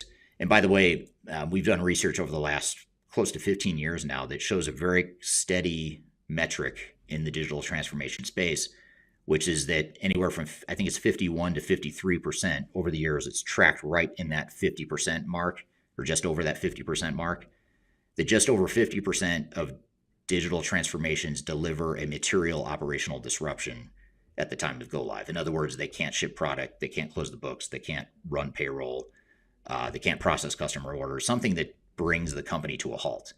Not just, it was a little bit bumpy, it's more, no, we can't ship product, we're losing revenue, we're losing profit.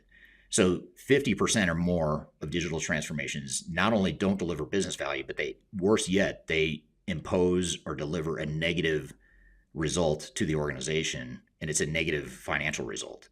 So that's another great way to sell, especially to a CFO or someone that's thinking a lot about risk mitigation and things of that nature. Let's not be part of that 51 or 53%. Let's be the percent that not only avoids that operational disruption, but can actually deliver positive business value longer term. So hopefully that gives you a few ideas on how to sell the different aspects of change to executives. Here's another question from Sultan on LinkedIn. How can we measure the change? And this is a great question. And there's a lot of different ways you can measure change. First and foremost, one of the things we do at Third Stage with our clients is we will conduct an organizational assessment. So we'll assess and measure different components of the organization's culture. And we're doing it in a way to not only identify where the pockets of resistance might be within the organization, and we want to anticipate those pockets of human resistance, but we're also doing it so we can track progress over time. So we can see repeatedly over time throughout the transformation, how are we tracking? How are we trending? What are the new risks that are evolving? Where are we being successful in our change efforts and where are we not? So there's a quantitative factor and a qualitative factor to those organizational assessments that can be extremely powerful and provide you a good roadmap or a good understanding of how change management is affecting the organization.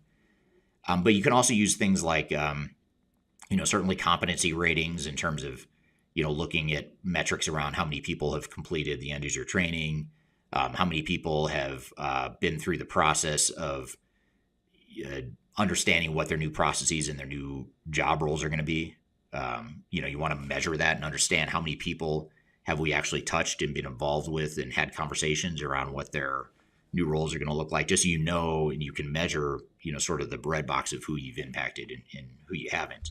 So there's several ways like that you can actually turn something that, again, is largely perceived to be a touchy-feely, intangible sort of a thing like change management.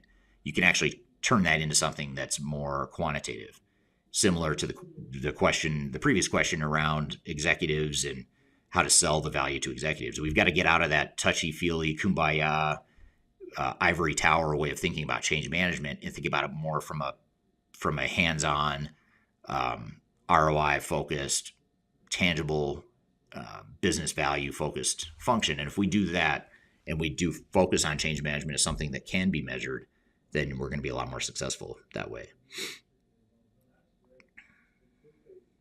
So a lot of really good questions here that are worth commenting on here. Here's another question from Kyler on LinkedIn. How is change management different in a cloud migration implementation? I wouldn't say the change management is necessarily different. It's just that the changes themselves are going to be different, and the changes you're trying to enable are going to be different. But the process you go through and the tools you use and the diagnostics that you use, all that stuff is going to be similar. You're just going to use it in a different way, and you might have a different weighting of what you focus on. But what I'd say is in cloud situations, again, the chances are higher that your processes are going to have to change more materially to fit the software than if, in a pre-cloud environment.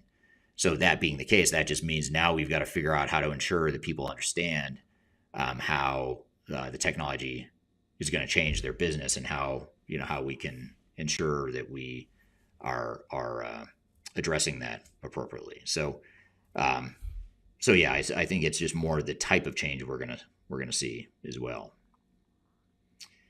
So I appreciate too, one thing as we're talking, you'll see that Kyler and Third Stage Consulting are dropping in the chat. They're dropping some additional resources that might help you. But one thing that we have on our website, and I'll ask Kyler and our team to drop this in the chat as well, is that on our website, if you go to the Resource Center, there's a guide to organizational change management.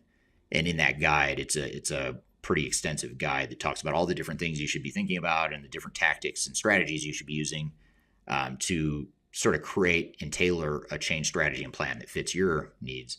But if you go to our website, you can download that guide. And that's probably a good sort of follow-up action item or takeaway here from today's conversation is to download that guide, read through it, and hopefully that stimulates some additional questions in conversation.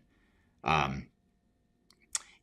I encourage you to check that out as well. You can also check my YouTube channel too. Again, if you just go to my YouTube channel and search change management or just type in the word change, you're going to find a ton of change management videos. And I've got a playlist too on my channel that's focused exclusively on change management. I want to cover this question too because it's a really good one. I'm going to have to take it off the screen so I can read the whole thing here in a second.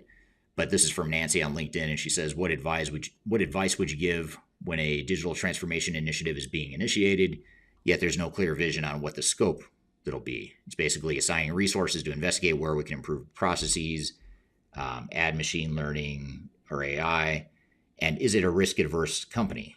And you are asked to lead change management and come up with a change management plan. Well, so the question is, how do you define that change when there's no clear scope? Well, I mean, obviously, first and foremost, you have to define what the scope is and understand what those implications are. But I'd say, one thing that's important and one good thing about being in a position where you're asked to lead the change, but the scope hasn't been defined, I think that's actually a good spot to be in because even though there's a lot of ambiguity and uncertainty and things that are not yet defined, involving change resources and people that are focused on change management from the very start is absolutely the best way to do a project like this. So the fact that you're having this discussion and this question is actually a good thing, in my opinion. So, but that doesn't answer your question. It does tell you that I think you're in the right spot, but now what do you do? So I'd say two things. One is I wouldn't necessarily just wait for the scope to be defined by someone other than the change management team. I would ensure that the change management team has some sort of say and some sort of influence over what the scope is. Because again, we have to think of it not just from a technological perspective of what module should we be deploying or what systems should we be deploying. We also have to think about it from the perspective of what is the impact of the organization and how much change are we really willing to take on. And so if change management can be part of the decision-making process to decide and help define what the scope is in a way that aligns with the overall goals and objectives of the business, then that's just going to ensure that you're not just being handed a change management problem that now you have to fix. You're actually part of creating what the change management scope is and what the overall scope of the project is going to be. And I think that's a way more organizations should think about this sort of thing, is that they should be thinking about, what is our culture today and how much do we want to bend the culture? How much of an impact or how much change do we really want to take on? If we want to take on bigger change or maybe push our boundaries of how much change we're willing to consume, that's okay. But now we just need to recognize that, okay, that's a risk though. We need to really hone in on change management even more than we would otherwise. Or it could be that the change management team influences a throttling back of expectations because guess what? We're not going to change our culture overnight, and we're a risk-adverse organization. We're a highly tenured organization that's pretty set in its ways. Change is just going to be harder. Doesn't mean we don't want to tackle it, but it just means taking on a huge jump, a huge quantum leap is probably less likely to be successful than if we were to take a more incremental improvement. So I think change management needs to provide that perspective or that lens to analyze the overall digital strategy and make some of those key decisions early on. So I think that's a great position to be in. Thank you so much to Eric, and thank you so much to our audience for those great questions. You can continue to engage with that chat on wherever you are viewing or listening from, and we will get back to you and answer your questions. We are going to, in our next segment, feature some of our scary stories to celebrate the Halloween holiday around ERP failures and how you can best mitigate your risk of digital transformation failures. So with that, we will be right back to Transformation Ground Control.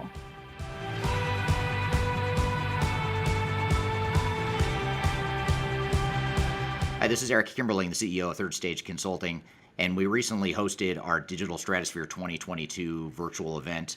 It's 3 days of packed content related to digital transformation best practices, about 16 or 18 different workshops and different speakers that are presenting on different topics, everything you need to know about transformation.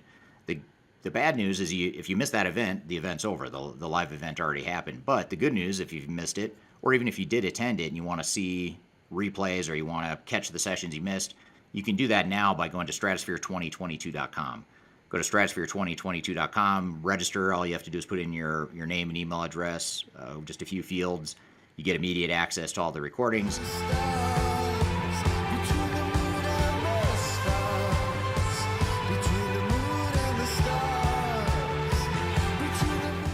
Welcome back to Transformation Ground Control. We just finished up a Q&A around change management with our CEO and founder, Eric Kimberling. And now we are going to go into some top ERP failures and some reasons around why digital transformations fail. We're actually going to play you 2 videos that Eric is going to take us through.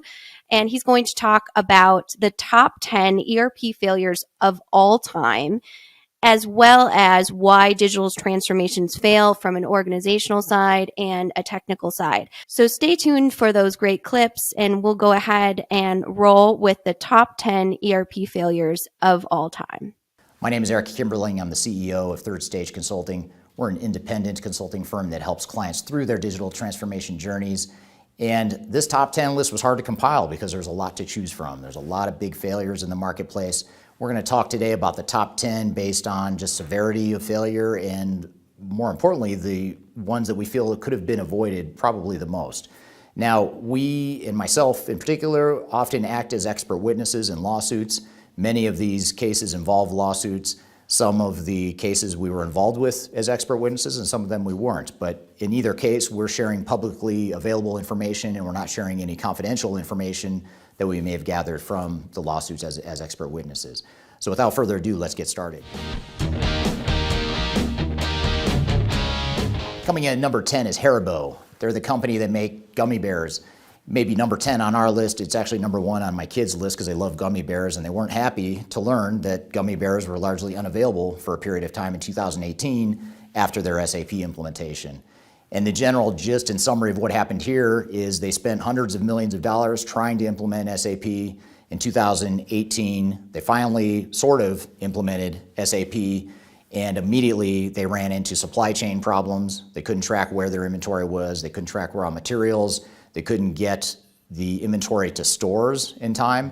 And as a result, their sales dropped roughly 25% shortly after the transformation. So these problems are enough to land Haribo at number 10 on our list. Coming in at number 9 is Washington Community College. This company or this organization tried to implement PeopleSoft in 2012 or beginning in 2012, and they hired Cyber to help implement the product. And the tricky part and the unfortunate part of this project is that Cyber filed for bankruptcy and went out of business at the time of the implementation, and the college was left holding the bag and holding the end result, which wasn't pretty. So once Cyber went out of business, they were acquired by a company called HDC, who resumed the project, but they eventually canceled the project. And keep in mind, this is HDC, the vendor canceled the project, not the college. The vendor canceled the project and sued the college for $13 million, saying that the reason that the project failed is because they had internal dysfunctions that couldn't be overcome. So this is a very rare situation where the failure was probably the result of both parties, but in this case, the system integrator was actually the one to sue the college. But in either case, the college spent a lot of time and money and now is dealing with a lawsuit in an implementation that's delivering little business value to the college and to its students. Coming in at number 8 is Hewlett-Packard, the technology and hardware company. Now, Hewlett-Packard spent $160 million on their ERP project. The project cost $160 million, but the damages to the company that they claim were caused as a result of the failed implementation were nearly 5 times that amount.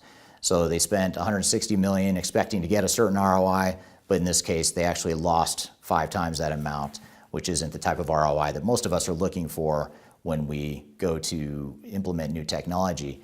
And one of the interesting quotes from the CIO of HP at that time, he said, "We had a series of small problems, none of which individually would have been too much to handle, but together they created the perfect storm."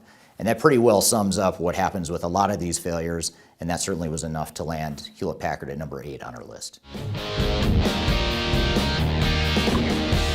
Coming in at number 7 is Waste Management, another company that tried to implement SAP to no avail. And Waste Management spent around $100 million, according to public records, on their SAP implementation, and it ultimately failed.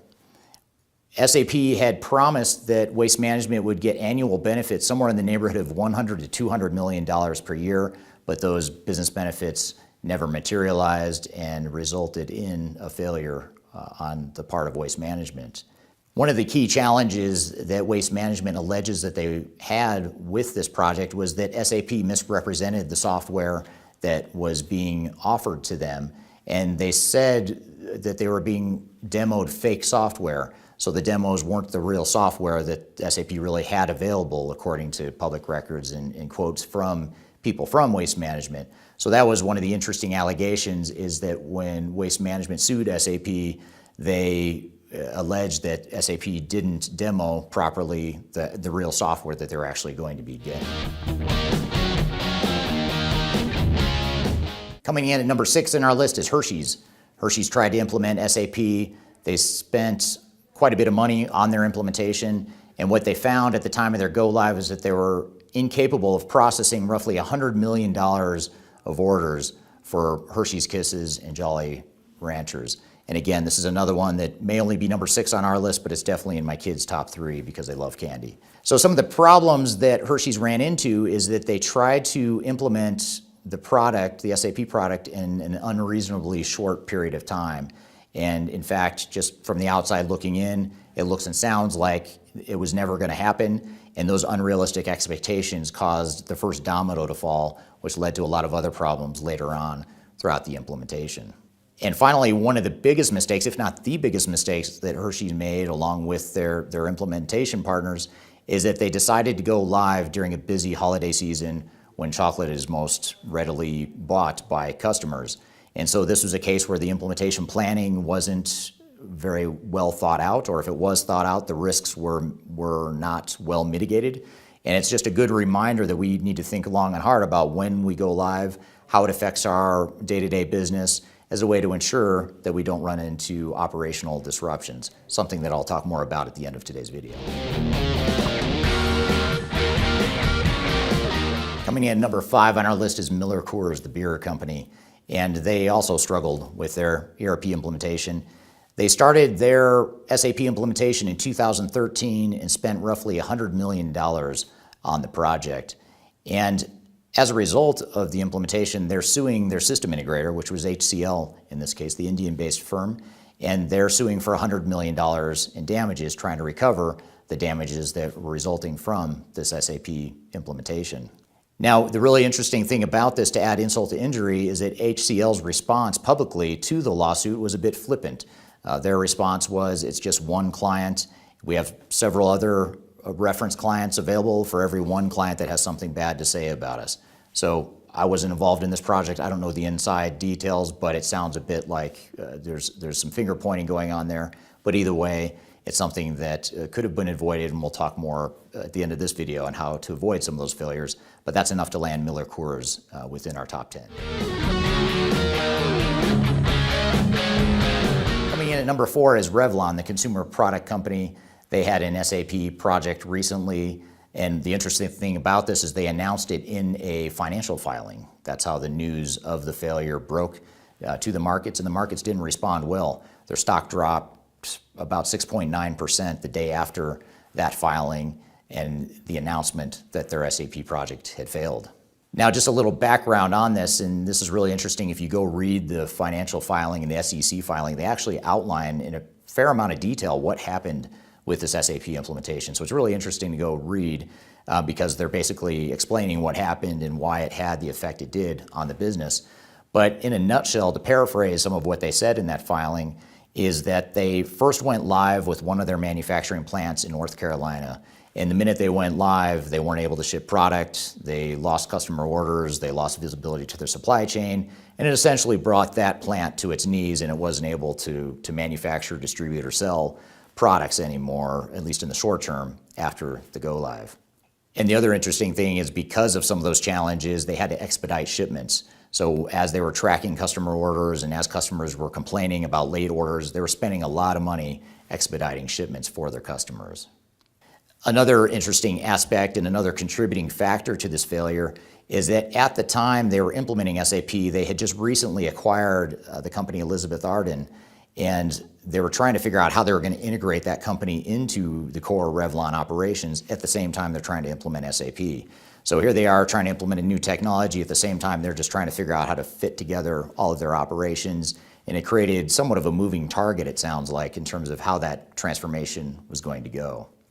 So when we talk about ERP successes or failures, one of the big indicators is ROI. What kind of return on investment did we get for the time and cost and money that we put into the implementation? In the case of Revlon, it wasn't so great. There's a negative ROI in the form of lost sales, lost customer value, or lost customer service.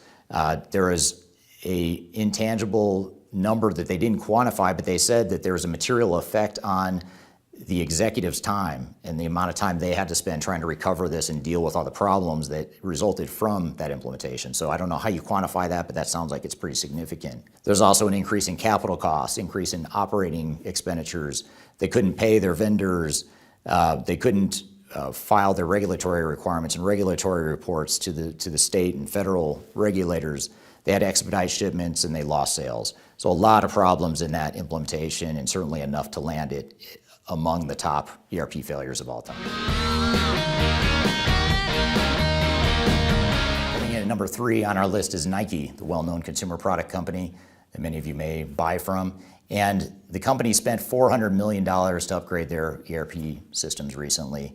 And that didn't go so well, obviously, or they wouldn't be on the list. But some of the business damages that resulted from the implementation were that the company had to take a loss of around $100 million, or they wrote off $100 million of that implementation. The stock price dropped by around 20%, according to one outlet that we reviewed in preparing for this. And the company had to invest another 5 years and another $400 million to get the project on track and to make the project successful. Now, from what we understand, again, outside looking in and what we see in the public forums, is it sounds like the project is back on track and they're getting value out of their ERP system. But the big question is, did they need to spend that much money? Was it worth the heartache? Could they have done it better? And could they have optimized the way that they went through the transformation? So these end results that we see here are enough to land Nike at number 3. Coming in at number 2 is National Grid, the large utility company in the U.S. National Grid invested over $1 billion on their SAP implementation. And yes, I said $1 billion, not $1 million or any other number, but $1 billion plus on their SAP implementation, and it failed.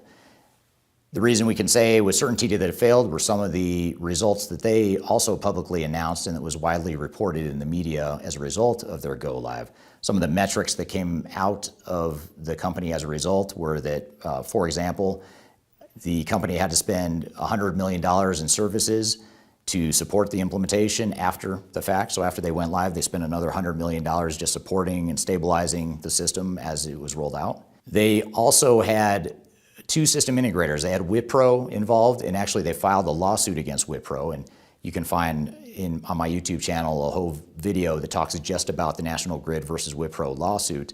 But they had Wipro, whom they sued, and they also ended up bringing in Ernst & Young, a second system integrator and a second expensive integrator to help support the implementation because it wasn't going well with Wipro. By the end of the project, the company was spending about $30 million a month just supporting the project and trying to get the product up and running and to get through the implementation, which for any size company is just a ridiculous amount of money to be spending on trying to implement new technology. In addition, some of the end results of their operations after go live, their whole process for the period end closed used to take 4 days before they rolled out the new ERP system. It took 43 days after they went live. So definitely a negative ROI there after spending all that money. And then finally, their post-go live accounts payable processes resulted in about 15,000 unpaid supplier invoices that they just couldn't process and they couldn't pay. So they had a lot of suppliers and vendors that weren't very happy with them at the time. And all of these end results are enough to land National Grid amongst the top of our top 10 lists. And coming in at number 1 on our list is the United States Navy. That is the military branch within the U.S. military that spent over $1 billion on their ERP implementation since 1998. In fact, I think this project is still going on from what I understand. But at the time of the most recent data that was available, they had already spent over $1 billion on their ERP project. And they had 3 big system integrators helping them. They had IBM, they had Deloitte, they had EDS, who I think is no longer a business. But they had those 3 companies helping them. And according to a GAO report, which is a regulatory company that looks at accountability and oversight for the government, they put out a report saying that there were still no material improvements to the organization as a result of this $1 billion project. And the other interesting thing is that they had reduced the scope of the project to not be covering the entire supply chain and financials, but just to focus on the financial component of their business. So in other words, they cut from their scope the whole shipyard inventory management piece of it. And despite cutting the scope significantly, they still spent over $1 billion and still had trouble with the project, which, by the way, also affected 90,000 employees. So there are 90,000 employees that were stuck trying to deal with this new system that apparently didn't deliver a lot of value to the organization. And like I said, they are still implementing the product, and this is the reason why the U.S. Navy's ERP implementation comes in at number 1 on our list. So what gives? Why did these projects fail? And more importantly, what can we do to avoid this type of disaster? Or more likely, how can we avoid a more moderate failure that we're not going to read about in the news, but still becomes painful for our organization? How can we navigate those pitfalls? And what is it we can do to avoid this type of failure? Well, first is to choose the right software. Make sure you've got the right technology supporting your business and that you're not choosing software and implementing software in a biased way. The second thing is to choose the right system integrator. Make sure you have the right partner or partners helping you implement. Just because it's a big name or a well-known name system integrator doesn't mean that you're immune to failure or that you won't get fired or that your project won't fail. And if you look at the top 10 list here from today, you'll notice that there's a lot of big name system integrators and well-respected system integrators that were involved in those failures. And in some cases, they're involved in litigation as a result. Another thing to do is to remember that you are in charge of your project. This is your project. It's not the software vendors. It's not your system integrators. And you need to do what you need to do to make this project successful. If your system integrator isn't working out, course correct. Either give them clear direction on what you expect from them or fire them if you need to, bring in additional help, whatever it is you need. And also make sure that you're the one mitigating risks and identifying risks. System integrators generally aren't very good at mitigating risks and identifying where the risks are because they're the fox guarding the hen house, so to speak. So you need to have independent risk mitigation as part of this whole concept of making sure that you're in charge and you do what you need to do to make the project successful. The other thing to remember is that operational disruption is your biggest risk and potentially your biggest cost for the implementation. Too often companies will cut corners and step over dollars to pick up pennies. And what they'll do is they'll underinvest in things like organizational change management. They'll try to unreasonably compress the timeline and they'll cut the budget. And they'll do this all in the name of saving money and thinking that they're increasing ROI. But what they aren't looking at is what's going to happen on the other side when they go live and this materially affects their business. Generally, the companies that have operational disruptions find that that money lost and spent after go live is a lot more damaging than the money they could have spent to get it right in the first place early on in the implementation. Another tip is to focus on business process management. Define what you want your business processes and your operations to look like. Define your business blueprint and let that drive your transformation. Don't fall into the trap of deferring to the technology and assuming the technology is going to allow you or help you figure out how to run your business. You need to determine how your business processes need to look. That will help you define how your technology can best support your business. Along those same lines, we should also be focused on user acceptance testing. Make sure that we thoroughly test the product and thoroughly test our business processes and really stress test the overall solution and the end-to-end business processes. Each of these failures shouldn't have happened, and they wouldn't have happened if they had a stringent and effective user acceptance testing process that would have identified these problems before they go live and it affects their business. So it gets back to the concept of you owning this, you running this as a business. User acceptance testing is no exception. It's something that could have been avoided had the companies been through the process and been effective in their user acceptance testing. So that's something that we recommend that you have an independent third party, someone outside the system integrator, help navigate and help facilitate in your process. The next thing is executive leadership. Make sure that your executives are involved, they're bought in, they roll up their sleeves and help make some of the decisions that need to be made as part of the transformation, and that they are well informed of what's happening in the project and aware of the risks. That's a big problem that we see with executives is they don't necessarily know what the risks are, partly because they're not being involved enough as they should be, but also partly because the project team either doesn't know or isn't sharing what some of the real risks are and some of those real decisions that need to be made and some of those decision trade-offs that need to be made as well. And then finally, make sure you have independent technology agnostic support to help you through the digital transformation. That's one of the best things you can do to ensure that you keep your project on track, that you don't have the fox guarding the hen house, and that you're doing what's best for you as a business, not necessarily what's best for your software vendor or system integrator. Companies like our team at Third Stage is one such example that can help you through that transformation. So I hope you found this information helpful. If you'd like more information, I encourage you to download our annual report on the state of the ERP industry, which shares some emerging trends and best practices in ERP implementations. It'll help you in your journey along the way. Download that in the description field below. You'll find a link. Also encourage you to please like the video, assuming you did like it, and also share any comments you have. What failures did we miss? What other top failures are you aware of that should have made the list? And what are some of the key things that you see as failure points or keys to success that I didn't talk about here in this video? Love to hear your comments below, so please provide that. And hope you found this helpful and look forward to seeing you soon. Thank you. You are listening to Transformation Ground Control. We just covered a video around the top 10 ERP failures of all time in celebration of our Scary Stories and Halloween episode here at Third Stage Consulting Group. We are going to transition to a video around why transformations fail and what you can do as an organization to ensure your project is successful. We're going to take a quick break and we'll be right back.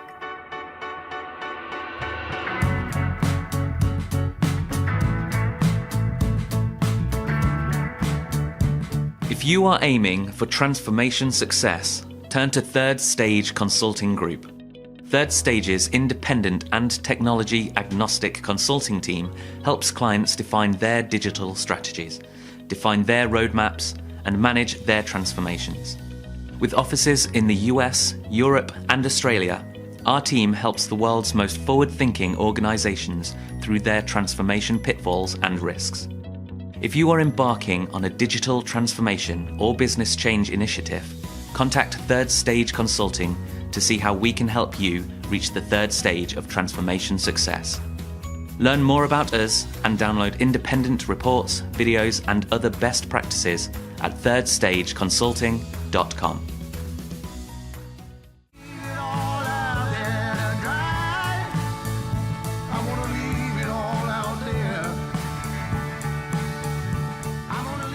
Welcome back to Transformation Ground Control, the podcast around all things technology agnostic and independent. We are going to switch into another video from our CEO and founder, Eric Kimberling, and he is going to discuss the main reasons why digital transformation projects fail and how you can ensure that your project is optimized for success.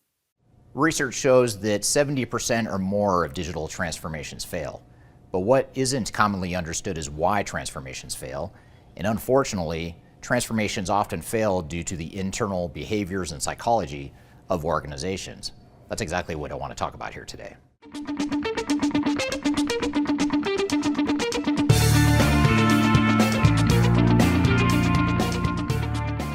My name is Eric Kimberling. I'm the CEO of Third Stage Consulting. We're an independent consulting firm that helps clients throughout the world reach their third stage of digital transformation success. And as I mentioned, digital transformations fail more often than they succeed. It's easy to blame software vendors, it's easy to blame your technical implementers or your consultants, but there's a whole host of things and behaviors that organizations do to themselves to contribute to failure. Now, first, it helps to understand three common themes in digital transformation failures. These are things that we see whenever we help clients recover their failed projects and/or in our expert witness practice supporting ERP or digital transformation related lawsuits. And those three things are: organizations have unrealistic expectations for what the transformation entails. Secondly, they commonly have internal misalignment. So the executive team and the project team are misaligned with what the overall project is going to look like. And then thirdly, resistance to change. That's another reason why digital transformations so commonly fail. So these are three common patterns we see in digital transformation failures. So what I want to do today is talk about how organizations and their internal teams can overcome these three common patterns of digital transformation failure, and more importantly, understand what it is that you don't want to do internally to contribute to the digital transformation failure.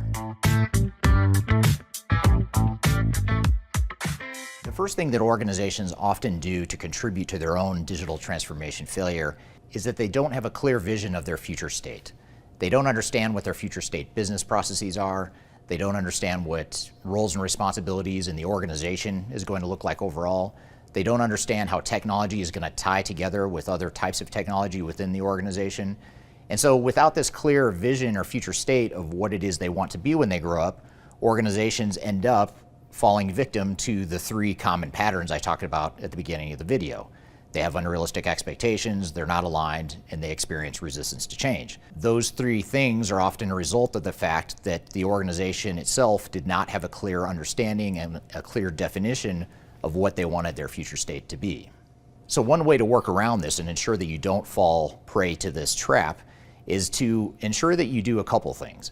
The first thing you want to do to ensure that you avoid this problem is ensure that you define and take the time to really plan out what your future state business processes are going to look like, what organizational roles and responsibilities are going to look like, what your overall system architecture and landscape is going to look like, and really have a clear blueprint for that future state. Now, ideally, and in a perfect world, you would do much of this work as part of your software evaluation and selection process, but at the very least, you want to start doing this before you start designing, building, and deploying technology throughout your organization. So it's important to sort of take that step back and slow down right as you're getting started on the transformation to ensure you have a clear vision of that future state. And when you have that clearer vision of the future state, that's going to help ensure that you have a realistic plan. It ensures that you're aligned internally, and it helps mitigate the risk of resistance to change. So those three patterns I mentioned at the beginning of the video are largely mitigated by the fact that you have this clear vision and this clear plan for what you want to be when you grow up. A second organizational dynamic and psychological behavior of an organization that commonly contributes to digital transformation failure is this tendency to want to delegate to the project team. And while it's important to have a project team, you want to make sure you have many people involved in your transformation, ranging from the project core team to subject matter experts, etc.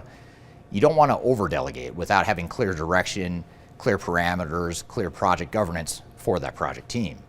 Reason for this is because too often executive teams have a grand vision of what they want their organization to look like and how the digital transformation can support that long-term strategy and vision.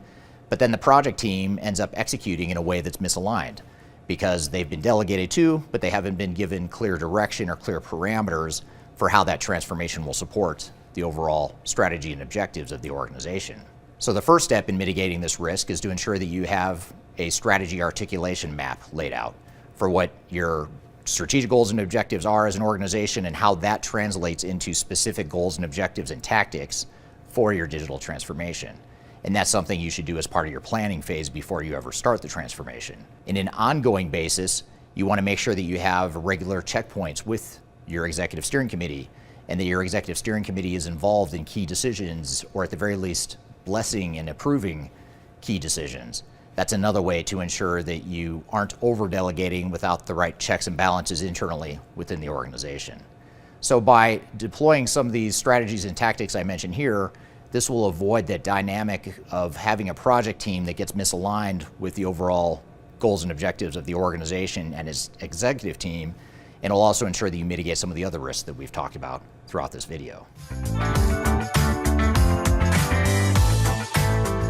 Just as many organizations are guilty of over-delegating the project success to a project team, organizations also tend to over-delegate project success and activities to the technical implementers.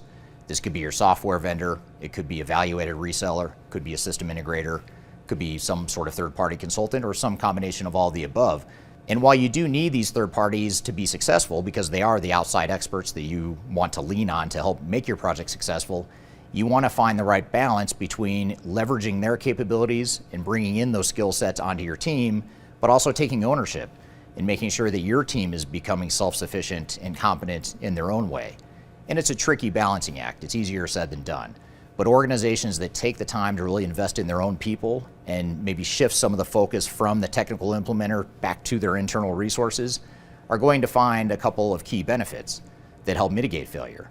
For example, by not being over-dependent on a system implementer, you're inherently creating a situation where you have more ownership and more buy-in and more acceptance of change. So in other words, the changes aren't just happening to the organization as a result of a third party, it's actually being owned and managed by your internal resources.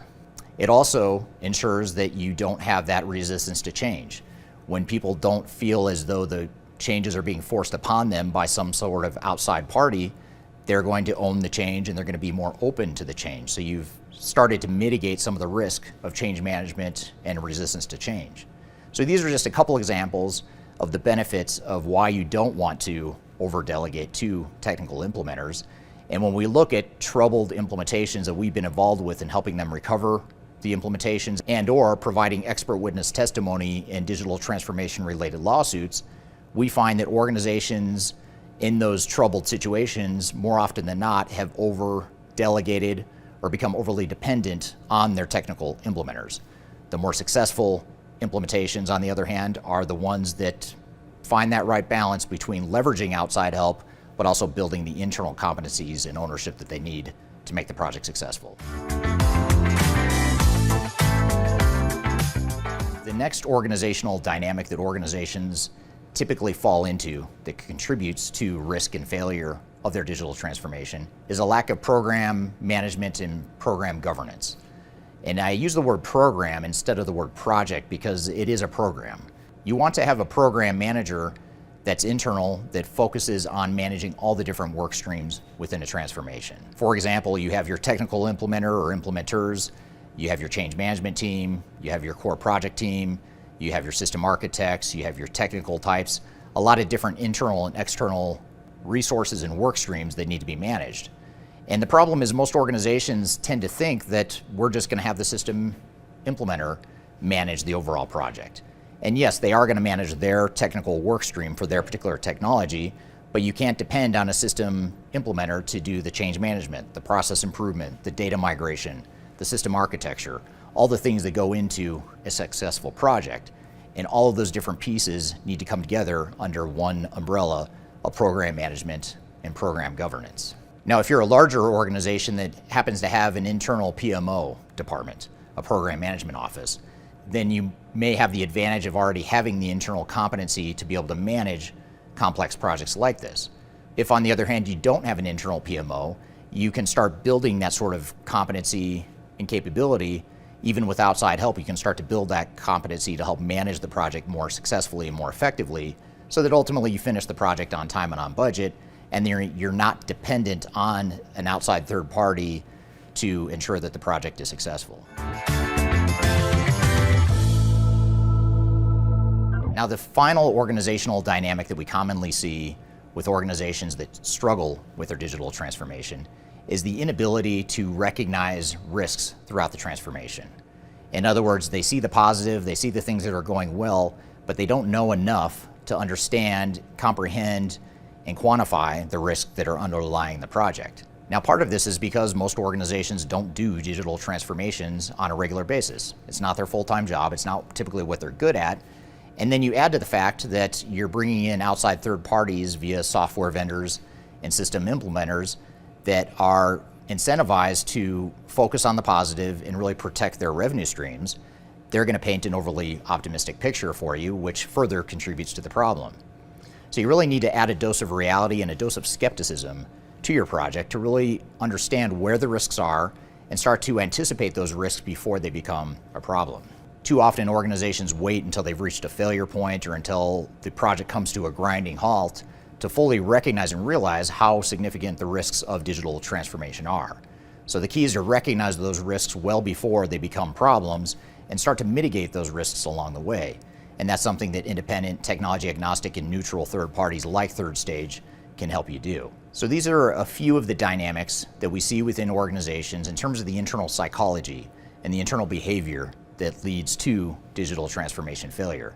By following these tips, we hope that you'll be able to mitigate some of these challenges and risk and really go in with your eyes wide open to be able to avoid some of those failure points that many organizations face. Now, for more best practices and more tips and lessons from other digital transformations, I encourage you to download our annual digital transformation report. It's an annual report we publish each year that focuses on software rankings and independent reviews of different technologies, as well as implementation best practices to ensure that your project ultimately is successful. So check out the links below to download that white paper and resource. And I've also included links below in the description field to other resources as well. So be sure to check that out as well. So I hope you found this information useful and hope you have a great day. Well, great stuff from Eric, and definitely some great tips and tricks. Just a reminder that you can get all of that content on his YouTube channel, and you can subscribe to hear new episodes of Transformation Ground Control every Wednesday. We're going to jump back in and talk to Eric and kind of debrief after he's listened to those videos back and see if he has any other great insights for us to talk about how you avoid digital transformation failure.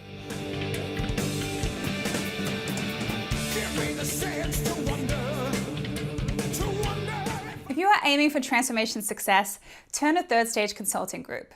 Third Stage's independent and technology agnostic consulting team helps clients define their digital strategies, define their roadmaps, and manage their transformations. With offices in the US, Europe, and Australia, our team helps the world's most forward-thinking organizations through their transformation pitfalls and risks. If you are embarking on a digital transformation or business change initiative, contact Third Stage Consulting to see how we can help you reach the third stage of transformation success. Learn more about us and download independent reports, videos, and other best practices at thirdstage-consulting.com.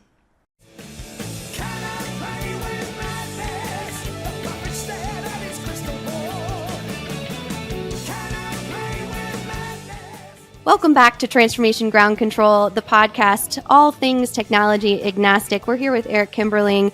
And Eric, you kind of took us through those top 10 ERP failures of all time.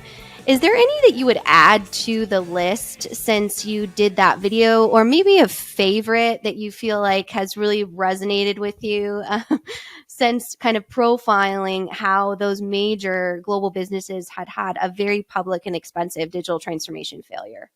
Yeah, and unfortunately, to answer your first question, it seems like there's always new ones that could be added to the list. I just heard of one the other day. Someone tweeted it to me, I believe, or actually, one of our team members actually forwarded me the article, but it was a human capital management failure with some government entity somewhere. I think it was in the US, but I'm not sure. But it was like $1 billion human capital management deployment gone wrong that they pulled the plug on. And so, that's one that would probably be up there, even though I can't remember what the organization was. It was a big government entity, though. So, yeah, there's always, new potential entrants into the top 10 list.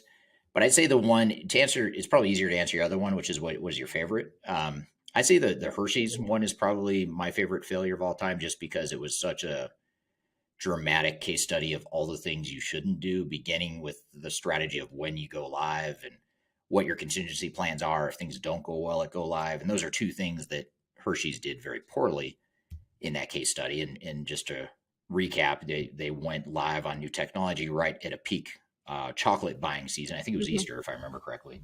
Yes, and it was. Yep. Was it what it was? But it's just it's all the things that it's sort of like a nightmare a nightmare scenario where for some reason someone at Hershey's made the decision to go live right when they needed the system to be functional the most, and it did exactly the opposite of that. So that's one that sort of stands out as a train wreck. But there's others I could choose as well, but that's the first one that sticks out. Yeah, absolutely. And you do a lot of expert witness work with our team here at Third Stage. If our audience didn't know, basically businesses will call us, or lawyers, if they're going through some sort of litigation or lawsuit with a variety of different partners. So Eric gets kind of a front row seat to those different types of failures, which is why he's able to take kind of those core findings and bring them to the Third Stage clients to ensure that nobody is ever involved in that when it comes to lawsuits. So Eric, when you kind of see all of these different aspects of failure, could you peg a number one thing or a number one initiative or aspect of a project strategy that will ultimately lead to failure? I think the biggest one is, well, I guess I have to give it a toss up. It's between two things that, that are both right. I'd say dead heats.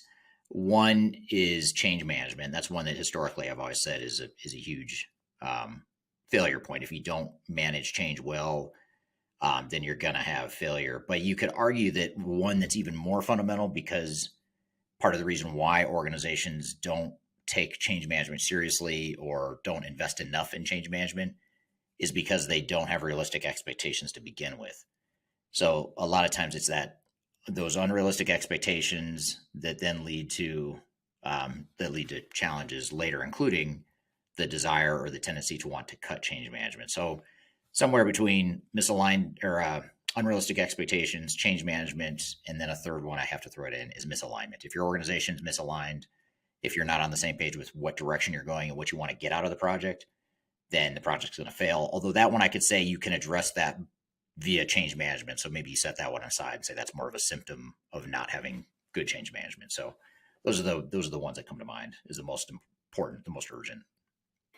And when you get to that point where you are, say, a large global organization and you're going through a failure that you know is going to become public or completely disrupt your operations, in the Hershey example, be very similar to our Halloween theme. If there was no candy, it would be a very sad Halloween for a lot of kids. But how do you address that as a leadership team? Like, do you just completely start over, or do you get ahead of it from the PR communication side? What would be kind of your first step if you were the CEO of Hershey's and you kind of saw this happening? What would you do? Well, if I saw it happening, I'd probably call a audible or a timeout and say, we're not going live, a few months before peak season. And I'd want to know, what's the risk mitigation plan? I mean, what's our backup if something does go wrong? And if I hear things like, don't worry, things won't go wrong, then that's a big red flag that is not realistic. Those are a couple things that come to mind. Is I'd want to know what the contingency plan is, and I probably just wouldn't. I don't think under any circumstances should Hershey's have gone live at that time, even if they were 99% confident that they had everything under control. It's just not worth the risk. You'd be better off just delaying until after your peak season when you have a lull in demand. That's the time where you'd be more likely to want to go live. Absolutely. That makes a lot of sense. So going along with kind of our scary stories, campfire, ghost stories theme, I wonder if you could give us kind of the top line worst project you've ever been on. You don't have to say names, obviously, or anything like that. But if you can think about the worst implementation or digital transformation project you've been on, what are some core traits of that project, if it's not too much of a trigger for you to kind of talk about? Yeah, I'd say, it's interesting because it's one that was like the best and the worst at the same time. I think it was worst for the project and for the company, but it was one of the best for me just because I learned so much from it, being part of this. I don't want to call it a bad experience, but it was I'd say a poorly run implementation. And the reason it was poorly run is because it was first of all, it's a big multinational consumer product company. They are or were at the time a consumer product company that were going through a lot of private equity handoffs. So they had been bought and sold a few times by different private equity groups. They were public, then brought private to private equity a couple different times, and they were trying to go public again. So there's a lot of turmoil in the company. So they had a lot of issues. They were in a market that was getting slaughtered, and they just weren't doing well within an already struggling industry vertical. And you add to the fact that ownership's changing hands, the executive team was turning over repeatedly, and at the same time, you come in and you're trying to implement SAP, which is a leading ERP system, and it just was it was sort of a situation where it just wasn't going to succeed because of all the turmoil that was happening internally at the company. So it just took a lot of attention away from the project because you had other bigger fish to fry as an organization, and then you add to the fact that you had a CIO that was, in my opinion, way too overly dependent on the system integrator to just handle the implementation because they were having trouble managing the implementation themselves internally. So they sort of delegated even more to the system integrator, and the system integrator just sort of ran amok with the budget and with the plan, and there was no accountability there. They did really well. They made a lot of money on the project, but it didn't end up being successful. So it was just one of those that's probably the one that I was actively involved with, especially at a point in my career where I was doing a lot more hands-on consulting. I was leading a lot of the change management initiatives within that, which was difficult because it was a moving target of evolving business requirements and executive turnover. And so you're trying to navigate the change management side of things when you've got a backdrop of other messier issues to deal with. Yeah, that definitely sounds like it would be a complex change management strategy when they didn't seem like they were really ready for that change as an organization. And that's one of the pieces that you touch on in that failures video is talking about relying too much on a partner, whether it's a vendor or an SI or those types of things. And we've seen our clients come to us lately and they have said that even when they try and split from their SI, when it comes to things like custom integrations or specific assets that were built for them, that they've had trouble with ownership around who that actually belongs to, which obviously is a critical piece to the project.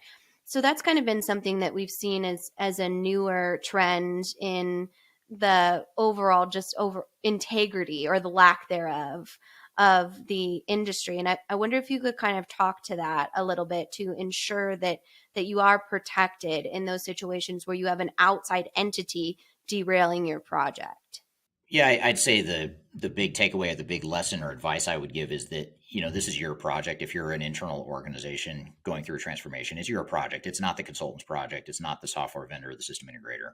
So you really have to take ownership and have the confidence to make the decisions you need to make. And it's really interesting that so many organizations are afraid to make hard decisions around getting rid of a system integrator or cutting scope or telling the system integrator, no, we're not going to do a big bang in a compressed timeline. We're going to spread this out over time. And by the way, you need to throttle back your staffing of this project because we're not going to pay for you to overstaff it in the spirit of trying to do it faster. We're going to tell you to slow down at a lower run rate. It's interesting how organizations have trouble pushing back. And I think a lot of it is, sort of a lack of confidence. And it's also the fact that the system integrators are really good at convincing you that they're right and they've got the right answer. So that's why it's so important to have that technology agnostic advisor with you that can help you see those things more clearly, help you push back, help you build the confidence to make those kinds of decisions. They're going to benefit you and serve you better as an organization rather than deferring to a software vendor and a system integrator that have a lot of money at stake, and they have a lot of money to make by you doing things that are not necessarily in your best interest. So that's the tricky part. And I think that's why so many organizations struggle with that. Absolutely. Well, this is all great content. And just as a reminder, these are actually pulled from Eric's YouTube channel. So if you head over to Eric's channel or the Third Stage channel, you're able to see all things digital transformation failures, red flags to failures. We talk a lot about that because it is so prevalent in the marketplace. I also highly recommend you download our newly released 2023 digital transformation reports. That also covers some main red flags for failures, as well as is a great follow-up to Eric's organizational change Q&A. So definitely some follow-up factors there.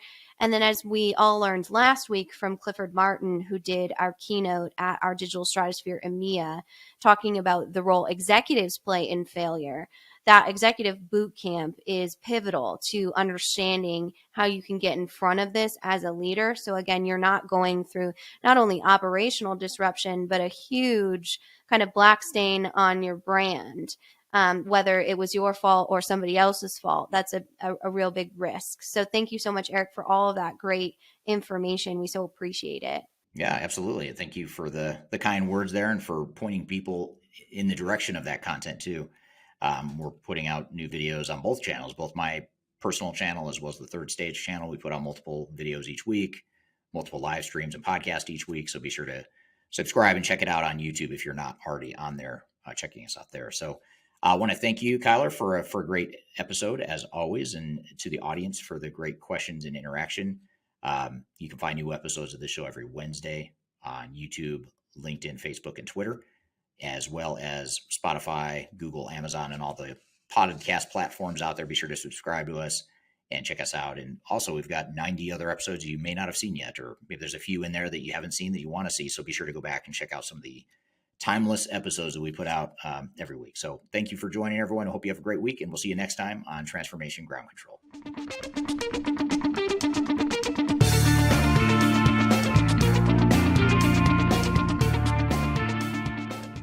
This is kind of weird because I'm like transitioning myself. So let me think this through.